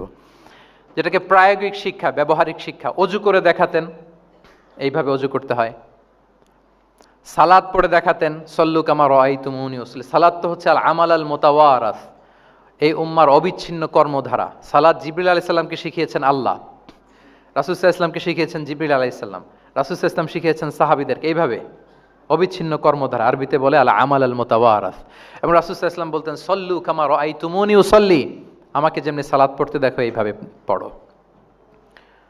হজের ক্ষেত্রে বলেছেন খুদু আন্নি মানাসিকাকুম, হজের বিধানকে দেখে নাও। একবারই তো হজ করেছেন, হাতে কলমে প্র্যাকটিক্যাল গাইডলাইন দিয়ে শিখিয়েছেন। এবং সাহাবারা ভুল করে কিনা মাঝে মাঝে শুনতেন, যেটাকে আরবিতে বলে কেরাতু তিলমিদা আলা শেখ। আব্দুল্লাহ ইবনে মাসউদ রাদিয়াল্লাহু তাআলা আনহুকে রাসূল সাল্লাল্লাহু আলাইহি ওয়াসাল্লাম একবার বললেন, আব্দুল্লাহ একটু তেলাওয়াত করো তো। তিনি বললেন আকরাউ আলাইকা ওয়া আলাইকা উনজিল, হে নবী আমি আপনার সামনে দাঁড়ায় তেলাওয়াত করব, আপনার উপর কোরআন নাজিল হয়। রাসূল সাল্লাল্লাহু আলাইহি ওয়াসাল্লাম বললেন যে ইন্নী উহিব্বু আন আসমাআহু মিন গায়রি, হে আব্দুল্লাহ ইবনে মাসউদ আমি কোরআন তেলাওয়াত তোমাদেরকে শোনাতে যেমনি পছন্দ করি, তোমরা কেউ পড়বা আর আমি শুনবো এটাও খুব পছন্দ করি। কারণ উনি প্ল্যান করে রাখছেন আব্দুল্লাহ ইবনে মাসউদ কি হবেন, তিনি কিছুদিন পরে উম্মার শিক্ষক হবেন, ওইখানে আবার ভুলটুল করে ফেলেন কিনা উনি জাজ করতেছেন। তখন আব্দুল্লাহ ইবনে মাসউদ রাদিয়াল্লাহু তাআলা আনহু সূরা নিসা তেলাওয়াত করে শোনালেন। তাহলে রাসূল ইসলামের একটা পন্থা ছিল, তিনি শুনতেন আবার শোনাতেন। কি করতেন? শুনতেন, শোনাতেন। প্রতি রমাদানে যতটুকু কোরআন নাজিল হয়েছে তিনি জিবরিল আলাইহিস সালামকে শোনাতেন, আবার জিবরিল আলাইহিস সালাম পুরো কোরআন রাসূল সাল্লাল্লাহু আলাইহি ওয়াসাল্লামকে শোনাতেন। এটা ছিল একটা টেকনিক। আচ্ছা, রাইটিং মেথড, আমরা যেমনি লেখি, অ্যাসাইনমেন্ট, প্রেজেন্টেশন, লেখার মাধ্যমে জ্ঞান বিতরণ, জ্ঞান অর্জন, এটা কম ছিল। আমি আগেই বলেছি মেইনলি ছিল oral based and QnA based, কিন্তু লেখাজোখা যে ছিলই না তা না, লেখা জানতো। হাতে গোনা অল্প কিছু সাহাবী মক্কায় লিখতে জানতেন, পড়তে জানতেন। মদিনাতেও ইহুদিরা জানতো, কিন্তু অন্যান্যরা, আরবরা, তাদের মধ্যে লেখার যে কালচার এটা ওইভাবে গড়ে ওঠেনি, জানতেন অল্প সংখ্যক লোক। যেমন ওহী লেখক সাহাবী ছিলেন ইবনে কাসিরের বর্ণনা মতে 23 জন। কয়জন? ওনারা খেজুর গাছের ছালে, পাথরে, চামড়ায়, প্রাণীর চ্যাপ্টা হাড়ের মধ্যে কোরআন লিখে রাখতেন। এবং রাসূল সাল্লাল্লাহু আলাইহি ওয়াসাল্লাম কোরআন ছাড়া অন্য কিছু ওনার কাছ থেকে যেন লিখে রাখা না হয় এই মর্মে আদেশ জারি করেছেন, লা তাকতুবু আন্নী গায়রাল কোরআন ওয়া মান কাতাবা আন্নী গায়রাল কোরআনি ফালইয়ামহু, কোরআন ছাড়া কিছু লিখো না। তাহলে কোনটা আমার কথা আর কোনটা আল্লাহর কথা মিক্স আপ হয়ে যাবে। কিন্তু কোরআন যখন অধিকাংশ রেকর্ডেড হয়ে গেল তখন তিনি হাদিস সংরক্ষণের জন্য, লেখার জন্য পারমিশন দিয়ে দিলেন। যেমন মক্কা বিজয়ের ভাষণের পরে ইয়ামান থেকে আসা এক লোক আবু শাহ বলতেছে, ইয়া রাসূলুল্লাহ আপনার ভাষণটা আমার একটু লিখে দিলে ভালো হয়। কি দিলে? লিখে দিলে। রাসূল ইসলাম সাহাবাদেরকে বললেন উক্তুবু লি আবি শাহ, ঠিক আছে এই ইয়ামানি ভিজিটর, তাকে আমার ভাষণটা তোমরা লিখে দাও। তাহলে এই লেখার পদ্ধতিটা খুব কম ছিল। রাসূল সাল্লাল্লাহু আলাইহি ওয়াসাল্লাম নিজে লিখতেন না, কাতেবে ওয়াহিদের দিয়ে লেখাতেন, কোরআন লেখাতেন। সপ্তম হিজরিতে যখন সুপার পাওয়ারদেরকে চিঠি লিখিয়েছিলেন, কাতেবে ওয়াহিদদেরকে দিয়ে চিঠি লিখিয়েছেন, এটা রাসূল সাল্লাল্লাহু আলাইহি ওয়াসাল্লাম করতেন। আচ্ছা, সফট স্কিল ডেভেলপমেন্টের ব্যাপারে রাসূল সাল্লাল্লাহু আলাইহি ওয়াসাল্লাম উদ্বুদ্ধ করেছেন। লার্নিং ফরেন ল্যাঙ্গুয়েজ, যেটা কমিউনিকেশন স্কিল, ভাষা জানা, এটা খুব জরুরি। আরবি, ইংরেজি, বাংলা, 3টা ভাষা জানেন কে কে দেখি ছাত্রদের মধ্যে? প্যারালাল, লাইক নেটিভ আর নেয়ার নেটিভ, 5-7 জন আছে না? ল্যাঙ্গুয়েজ আরো ভালো জানতে হবে। আরবিতে একেবারে ফ্লুয়েন্ট হইতে হবে, ইংরেজিতে ফ্লুয়েন্ট হইতে হবে। এই 2টা ল্যাঙ্গুয়েজ যদি আপনার হাতে থাকে, you can win the world for sure, I am telling you. গোটা বিশ্ব আপনি জয় করে ফেলতে পারবেন। তাহলে আইআইইউসি তো এটার একটা সেন্টার, খুব চমৎকার সুযোগ এখানে আছে আরবিতে মাস্টার হওয়া, ইংরেজিতে মাস্টার হওয়া। তাহলে সফট স্কিল ডেভেলপমেন্টের ব্যাপারে রাসূল সাল্লাল্লাহু আলাইহি ওয়াসাল্লাম উৎসাহিত করেছেন। কিভাবে? ইহুদিরা যখন চিঠি লিখতো, কোন ভাষা লিখতো জানেন? হিব্রু ভাষায়, হিব্রু ল্যাঙ্গুয়েজে। এখন এইটা বোঝার জন্য রাসূল সাল্লাল্লাহু আলাইহি ওয়াসাল্লাম এক ইহুদিকে হায়ার করতে হইতো, যে তুমি একটু পরে বলো তো ওরা কি লিখলো। আচ্ছা, এটা লিখছে। এর বিপরীতে রাসূল যখন আবার চিঠি লিখবেন তখন এক ইহুদিকে ডাকতে হইতো, যে আমি বলতেছি আরবিতে, তুমি এটা হিব্রুতে ট্রান্সলেট করে পাঠাও। তো যেহেতু ইহুদিরা বিশ্বাসঘাতকতার অনেকগুলো ইনসিডেন্ট আছে, ট্রেচারি, বিট্রেয়াল ইনসিডেন্ট অনেকগুলো আছে, রাসূল সাল্লাল্লাহু আলাইহি ওয়াসাল্লাম বললেন আমি ইহুদিদেরকে বিশ্বাস করতে পারি না। কারণ একজনটা নিয়ে আসলাম, চিঠি একটা লিখছে একটা, সে অর্থ শোনাইলো আরেকটা। আমি বললাম লিখতে একটা, সে বিশ্বাসঘাতকতা করে লিখে দিল আরেকটা, তাহলে ঝামেলা হয়ে যাবে না? রাসূল সাল্লাল্লাহু আলাইহি ওয়াসাল্লাম তিনি যায়েদ ইবনে সাবিত রাদিয়াল্লাহু তাআলা আনহুকে বললেন যে তুমি এই হিব্রু ল্যাঙ্গুয়েজ শিখবা, শিখে আমার পক্ষ থেকে অন বিহাফ অফ মি তুমি জুইশদেরকে চিঠি লিখবা, ওদের চিঠি আসলে তুমি আমারে পড়ে শোনাবা। ইন্নী লা আমানু আলা ইয়াহুদ ফি কিতাবি, আমি ইহুদিদেরকে বিশ্বাস করি না। রাসূল সাল্লাল্লাহু আলাইহি ওয়াসাল্লাম যখন ওনাকে অ্যাসাইন করলেন এবং দোয়া করলেন, রাসূল সাল্লাল্লাহু আলাইহি ওয়াসাল্লামের দোয়ার বরকতে উনি বলেন যে 15 দিন যেতে না যেতে I became master in Hebrew within 15 days। 15 দিন যেতে না যেতে আমি হিব্রু ভাষায় পণ্ডিত হয়ে গেলাম। এরপর থেকে যত চিঠি ইহুদিদের কাছে লেখা প্রয়োজন হতো আমি যায়েদ ইবনে সাবিত লিখে যেতাম। এবং হিব্রুতে চিঠি আসলে আমি অনুবাদ করে দিতাম। তাহলে দেখেন রাসূল সাল্লাল্লাহু আলাইহি ওয়াসাল্লাম কিন্তু এই কমিউনিকেশন স্কিল ডেভেলপমেন্ট করার জন্য, যেটাকে সফট স্কিল আমরা বলি, ইন্সপায়ার করেছেন না? তাহলে ল্যাঙ্গুয়েজ শিখবেন আপনারা, কি বলেন? শুধু আরবি ইংরেজি না, পারলে জাপানিজও শিখেন, চাইনিজও শিখেন, অনেক কাজে লাগবে। অ্যাটলিস্ট অ্যারাবিক অ্যান্ড ইংলিশ, ইনশাল্লাহ বলেন। সবাই বলেন নাই? মাশাআল্লাহ, তাবারাকাল্লাহ। আমার সময় বোধহয় শেষ হয়ে আসছে না? আমার 1টা পর্যন্ত সময় দেওয়া হয়েছিল, আর 1 মিনিট বাকি। ঠিক আছে, আমি শেষ করে দিচ্ছি। রিজনিং, মারিফাতুল ইল্লা, শুধু একটা লিগ্যাল অপিনিয়ন জানিয়ে রাসূল সাল্লাল্লাহু আলাইহি ওয়াসাল্লাম ক্ষান্ত হতেন না। কেন এটা হালাল, কেন হারাম, রিজনিং শিখিয়েছেন তিনি। এটা দীর্ঘ আলোচনা, ফিকহের আলোচনা, ওইদিকে যাব না, জাস্ট বলে রাখলাম পয়েন্টগুলো। ইমোশনাল ইন্টেলিজেন্স তিনি ইউজ করেছেন শিক্ষাদানের ক্ষেত্রে, অর্থাৎ আবেগ অনুভূতিকে নাড়িয়ে দিয়ে ছাত্রকে ইমোশনাল বানিয়ে তারপরে মেসেজ দেয়া। সুবহানাল্লাহি বিহামদি। এক যুবক এসে বললেন, ইয়া রাসূলুল্লাহ ইযান লি বিজিনা, হে নবী আপনি আমাকে জিনার অনুমতি দিন, জিনার অনুমতি দিন। ফাআকবালাল কওমু আলাইহি ফাজাজারুহু মাহমাহ, সাহাবারা ধমকাতে লাগলো, এই বেয়াদব, লজ্জা শরমের মাথা খেয়ে কি বলো এগুলো তুমি নবীর সামনে, জিনার অনুমতি দাও। ওয়ালা তাকরাবুজ জিনা, আল্লাহ বলেন জিনার কাছেও যেও না, ব্যভিচারের কাছেও যেও না। তুমি নবীর সামনে এসে এই পাপের অনুমতি চাও? রাসূল ইসলাম কিছু বললেন না। একটু পরে যুবককে ডেকে বললেন, আতুহিব্বুহু লিবনাতিক, আচ্ছা তুমি যে জিনার অনুমতি চাইলে তোমার কন্যার সাথে কেউ এরকম আচরণ করুক, এটাকে তুমি পছন্দ করবে? সে বলল, লা ইয়া রাসূলুল্লাহ, কেউই পছন্দ করবে না এটা। আচ্ছা, আতুহিব্বুহু লি উম্মিক, তোমার মায়ের সাথে কেউ অপকর্ম করবে, এটা তুমি পছন্দ করবে? লা ইয়া রাসূলুল্লাহ, না। আতুহিব্বুহু লি উখতিক, তোমার বোনের সাথে কেউ এই কাজ করবে, তুমি পছন্দ করবে? সে বলে, না।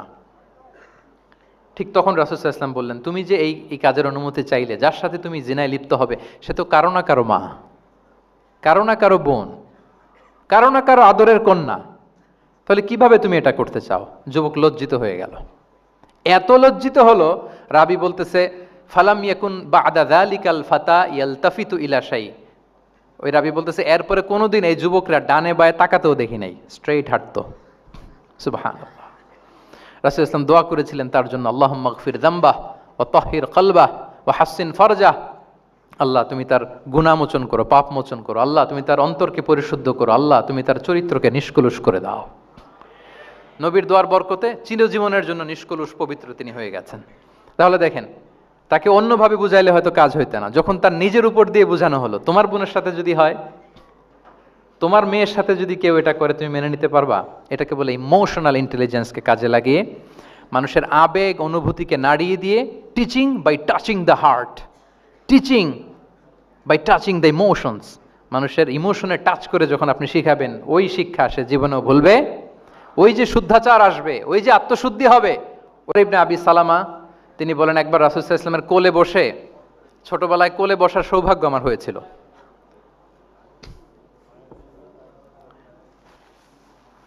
এবং আমাদেরকে খাবার দেয়া হলো, তো তিনি ছোট মানুষ, একবার এদিক থেকে খায় ওদিক থেকে খায়। রাসূল সাল্লাল্লাহু আলাইহি ওয়াসাল্লাম বললেন, ইয়া গোলাম, হে শিশু, সাম্মিল্লাহ, বিসমিল্লাহ বলো, ওকুল বিয়ামিনিক, বা হাতে না ডান হাতে খাও।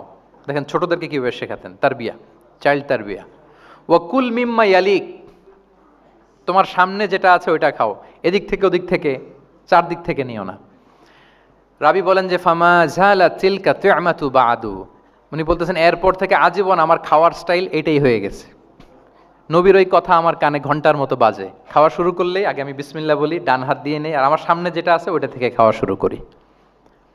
দেখেন চাইল্ড তারবিয়া কিভাবে করতেন। তাহলে এটিকেটস অফ হ্যাভিং ফুড কিভাবে খাবে রাসূল ইসলাম শিখালেন। আপনারা জানেন যে হাশিমি খানদান, মানে বনু হাশিমদের জন্য জাকাতের সম্পদ খাওয়া, রাসূল ইসলামের বংশের জন্য জাকাতের সম্পদ খাওয়া হারাম। তো একবার জাকাতের সাদাকার খেজুর ছিল স্তূপ করা, রাসূল ইসলামের নাতি হাসান রাদিয়াল্লাহু তাআলা আনহু, ছোট্ট মানুষ, এসেই ওই খেজুর নিয়ে খেতে আরম্ভ করল। দূর থেকে রাসূল ইসলাম দেখে বললেন, কেখ কেখ এরমি বিহা, কেখ কেখ মানে আমরা বাংলা যেটাকে ওয়াক্থু, ওয়াক্থু মানে থু মেরে ফেলে দাও, এটা বলে তিনি হাসান রাদিয়াল্লাহু তাআলা আনহুর মুখ থেকে খেজুরটা বের করলেন আর বললেন, আলা তা'লাম আন্না লা নাকুলু সাদাকা, মানে নানা ভাই, আদরের নানা ভাই, তুমি কি জানো না আমরা সাদাকার সম্পদ খেতে পারি না, তাড়াতাড়ি ফেলে দাও। মুখ থেকে টেনে যে খেজুরটা নিয়েছিলেন হাসান রাদিয়াল্লাহু তাআলা আনহু, সেটাকে রাসূল সাল্লাল্লাহু আলাইহি ওয়াসাল্লাম বের করে দিলেন। তাহলে এখানে কনসেপ্ট অফ হালাল এন্ড হারাম ছোটবেলা থেকেই নানা ভাইকে উনি ক্লিয়ার করে দিচ্ছেন। আব্দুল্লাহ ইবনে আব্বাস রাদিয়াল্লাহু তাআলা আনহু রাসূল সাল্লাল্লাহু আলাইহি ওয়াসাল্লামের কি ছিলেন সম্পর্কে বলেন, কি ছিল? সবাই বলেন আওয়াজ করে। কাজিন, চাচাতো ভাই। আরেকটা সম্পর্ক ছিল রাসূল সাল্লাল্লাহু আলাইহি ওয়াসাল্লাম ওনার আর কি হইতো? খালু মাইমুনা বিনতুল হারিস রাদিয়াল্লাহু তাআলা আনহা, তিনি ছিলেন আব্দুল্লাহ ইবনে আব্বাসের খালা। আর যেহেতু রাসূল ইসলাম বিয়ে করেছিলেন, ফলে রাসূল ইসলাম ওনার সম্পর্কের আরেক সম্পর্কে কি হয়? খালু। তো উনি খুব ছোট ছিলেন, এত ছোট যে রাসূল ইসলাম যখন ইন্তেকাল করেন তখন ওনার বয়স ছিল 13। আব্দুল্লাহ ইবনে আব্বাসের বয়স তখন কত? 13। তো ফলে ছোট মানুষ প্রায় খালার বাসায় রাতে থাকতো এবং রাসূল ইসলামের আশেপাশে ঘুমাতো। একবার রাসূল ইসলাম ওয়াশরুম করতে গেলেন দূরে, এবং রাসূল ইসলামের অভ্যেস ছিল ওয়াশরুম সেরে এসেই অজু করতেন।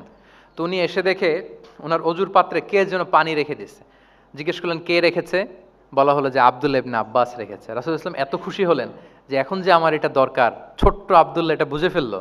উনি ওনাকে জড়িয়ে ধরে একটা দোয়া করলেন, আল্লাহুম্মা আল্লিমহুল কিতাব, আল্লাহুম্মা ফাক্কিহু ফিদ্দীন ওয়া আল্লিমহুত তা'বীল। আল্লাহ, আপনি আব্বাসকে কিতাবের জ্ঞান শিক্ষা দেন। এবং এই দোয়ার বরকতে উনি রাইসুল মুফাসসিরিন হয়েছেন। এই পৃথিবীতে যত মুফাসসির আসবে সব মুফাসসিরদের সম্রাট হচ্ছে আব্দুল্লাহ ইবনে আব্বাস রাদিয়াল্লাহু তাআলা আনহু। আচ্ছা, উনি কি শিখাতেন, কিভাবে শিখাতেন? তাহাজ্জুদের সময় রাসূল ইসলাম নামাজে দাঁড়ালেন, আব্দুল্লাহ ইবনে আব্বাস এসে রাসূল ইসলামের বাম দিকে দাঁড়ালেন। ছোট মানুষ, ভাবছে আমিও যে নামাজ পড়ি। আচ্ছা বলেন তো, যদি দুইজন হয় নামাজে, একজন ইমাম আরেকজন মুসল্লি, মুসল্লি ইমামের কোন দিকে দাঁড়াবে? কিন্তু আব্দুল্লাহ ইবনে আব্বাস দাঁড়াইছে কোন দিকে? বাম দিকে, কারণ উনি ব্যাপারটা জানেন না। তখন রাসূল ইসলাম কি করলেন? হাত দিয়ে টেনে পিছন দিয়ে এনে ডান দিকে নিয়ে আসলেন।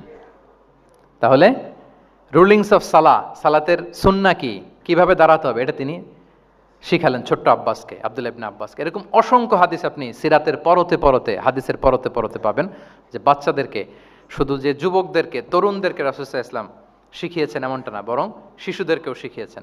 এইভাবে রাসূল সাল্লাল্লাহু আলাইহি ওয়াসাল্লাম এমন এক শিক্ষা পদ্ধতি আমাদের জন্য উপহার দিয়েছেন, যেটার মধ্য দিয়ে তিনি শ্রেষ্ঠতম প্রজন্ম, the best generation ever on earth, যেটা আমি শুরুতে বলেছি, এবং তার ধারাবাহিকতা এর পরের প্রজন্মকেও শ্রেষ্ঠ প্রজন্ম বলা হয়েছে। এর পরের প্রজন্ম, তিনটা জেনারেশন এই শিক্ষার, এই ওহির জ্ঞানের শিক্ষার ছোঁয়ায় তারা শ্রেষ্ঠ প্রজন্ম হয়েছে রাসূল সাল্লাল্লাহু আলাইহি ওয়াসাল্লামের এই শিক্ষা পদ্ধতির মধ্য দিয়ে। তাহলে সম্মানিত সুধী, আর লম্বা চূড়া আমি করতে চাই না, অনেক লম্বা সময় আমাদের অনেক বোনরা আমি দেখতে পাচ্ছি ওনারা জায়গাও পাননি, দাঁড়িয়ে দাঁড়িয়ে পুরো 1.5 ঘন্টা আলোচনা শুনেছেন। আমাদের অনেক ভাইরা 1.5 ঘন্টা যাবত আপনারা শুনেছেন। আমি একটু সামারি করি, 1 মিনিটে সামারি করে আমরা ক্লোজ করব। আমরা যদি সামারি করি যে রাসূল সাল্লাল্লাহু আলাইহি ওয়াসাল্লামের শিক্ষা পদ্ধতিটা কেমন ছিল, তাহলে বলতে হবে যে এটা উৎসাহমূলক ছিল, আশাব্যঞ্জক, মানে মানুষের, যেটা মানুষকে আশাবাদী করে তোলে, হপফুল বানায়। এটা মানুষকে কি বানায়? সবাই বলেন, কি বানায়? হপফুল, আশাবাদী, কনফিডেন্ট বাড়ায়, ইন্সপায়ারিং ছিল এটা। এটা কল্যাণকামিতায় ভরপুর ছিল, ওয়েল উইশিং ছিল। আমরা যেমনি কারো কথা শুনেই তার উত্তর দেই বা মাসালা বলে দেই, এরকম না। রাসূল সাল্লাল্লাহু আলাইহি ওয়াসাল্লাম, ইংরেজিতে এটাকে বলে এমপ্যাথেটিক, মানে খুব বেশি সুবিবেচক। He not only listen to the suffering of others, he use to feel it. তিনি ফিল করতেন।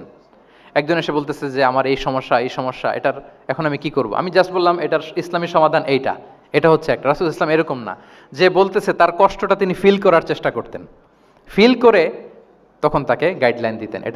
এটাকে বলে এমপ্যাথেটিক, ওয়েল উইশিং ম্যানারের, কল্যাণকামিতায় ভরপুর ছিল তার শিক্ষাদান পদ্ধতি। পরামর্শমূলক ছিল, যেখানে ম্যান্টরিং ছিল, কাউন্সেলিং ছিল। মানে শুধু টিচার হলে এটার আউটপুট একটা, কিন্তু if you work like a mentor, আপনি আপনার শিক্ষার্থীদেরকে মেন্টরিং করতেছেন, তাদেরকে কাউন্সেলিং করতেছেন, এটার আউটপুট হবে অন্যরকম। রাসূল সাল্লাল্লাহু আলাইহি ওয়াসাল্লাম হি worked as a mentor and councillor for the সাহাবা। সুবহানাল্লাহ। রাসূল সাল্লাল্লাহু আলাইহি ওয়াসাল্লামের দেওয়ার শিক্ষাটা ছিল বেসিক্যালি অ্যাডভাইজারি। আমরা মাঝে মাঝে অ্যাডভাইজারি নেই, দেখবেন বড় বড় নেতা লক্ষ লক্ষ টাকা বেতন দিয়ে অনেক বড় বড় উপদেষ্টা রাখে, তারা বিভিন্ন ধরনের অ্যাডভাইস দেয়। রাসূল সাল্লাল্লাহু আলাইহি ওয়াসাল্লাম এই সার্ভিসটা সাহাবাদেরকে দিতেন। ওনার শিক্ষাটা ছিল অংশগ্রহণমূলক, মানে এঙ্গেজমেন্ট ছিল। একতরফা আমি বলে গেলাম অথবা একতরফা ওরা বলে গেল, এরকম না। জিজ্ঞেস করতেন, শুনতেন, শোনাতেন, প্রশ্ন করতেন, প্রশ্নের পিঠে প্রশ্ন ছড়ে দিতেন। ইন্টারেক্টিভ ছিল, পার্টিসিপেটরি ছিল, অংশগ্রহণমূলক।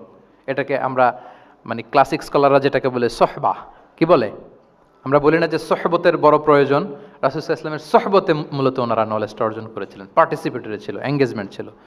এবং আমরা উল্লেখ করেছি যে Q&A বেস ছিল, প্রশ্নোত্তরমূলক, ওরাল ছিল, যৌক্তিক ছিল, রেশনাল, রিজনিং শিখাতেন, কেন এটা হালাল, কেন হারাম, কেন এটা ডুজ অ্যান্ড কেন এটা ডোন্টস, এটা রাসূল সাল্লাল্লাহু আলাইহি ওয়াসাল্লাম বলেছেন। এবং হি use two prioritise the youth in training and grooming. বিশেষ করে বয়স্ক সাহাবাদের থেকে যুবকদেরকে বেশি প্রায়োরিটি দিতেন তালিমের ক্ষেত্রে, তারবিয়ার ক্ষেত্রে, কারণ তারাই উম্মাকে লিড দেবে। তারাই কি উম্মাকে লিড দেবে। এই যে এখানে যারা বসে আছেন, আমার তো মনে হয় বয়স 25 থেকে 30, এর আগেই বেশিরভাগ। সো আপনাদেরকে লিড দিতে হবে আগামীর বাংলাদেশে, ঠিক কি না? এজন্য রাসূল সাল্লাল্লাহু আলাইহি ওয়াসাল্লাম বাছাই করে করে কোন সাহাবীর কি ধরনের যোগ্যতা আছে এবং ইসলামের জন্য এটা কিভাবে কাজে লাগতে পারে, ওইভাবে সাহাবীদেরকে তিনি গাইড করতেন। এবং সেটার ফলাফল তো আমরা দেখেছি, খয়রুল কুরুনি করনি সুম্মাল্লাযীনা ইয়ালুনাহুম সুম্মাল্লাযীনা ইয়ালুনাহুম। এই ওহির জ্ঞানের স্পর্শে, এই শিক্ষার, এই তালিমের স্পর্শে তারা শ্রেষ্ঠ প্রজন্ম হয়েছেন। এবং তারপরের প্রজন্ম তিনটা প্রজন্মকে তিনি শ্রেষ্ঠ প্রজন্ম বলে ঘোষণা দিয়েছেন। আমি আর দীর্ঘায়িত করব না। আমরা যদি রাসূল সাল্লাল্লাহু আলাইহি ওয়াসাল্লামের আনিত এই শিক্ষা পদ্ধতি আমাদের শিক্ষা ব্যবস্থার মধ্যে ইনক্লুড করতে পারি, তাহলে আমরাও আমাদের প্রজন্মকে ওইরকম শ্রেষ্ঠ প্রজন্ম হিসেবে গড়ে তুলতে পারবো ইনশাআল্লাহ বিইذনিল্লাহ। আওয়াজ করে সবাই পড়ে ইনশাআল্লাহ বিইذনিল্লাহ। আমি সবাইকে আবারও অন্তরের অন্তঃস্থল থেকে শুকরিয়া জানাই। Discourse on prophetic teaching methodology, এই শিরোনামের আলোচনা প্রায় 1.5 ঘন্টা যাবৎ খুব মনোযোগের সাথে আপনারা শুনেছেন। আল্লাহ তাআলা আপনাদের সবাইকে কবুল করুন, আপনাদেরকে ভালো রাখুন, ঈমানের সাথে রাখুন। আমি অথরিটিকে আবারও অন্তরের অন্তঃস্থল থেকে ধন্যবাদ এবং মোবারকবাদ জানিয়ে আমার এই সংক্ষিপ্ত আলোচনা এখানেই শেষ করছি। হাযা মা ইনদি ওয়াল ইলমু ইনদাল্লাহি আলাইহি তাওয়াক্কালতু ওয়া ইলাইহি উনীব। আসসালামু আলাইকুম ওয়া রাহমাতুল্লাহি ওয়া বারাকাতুহু।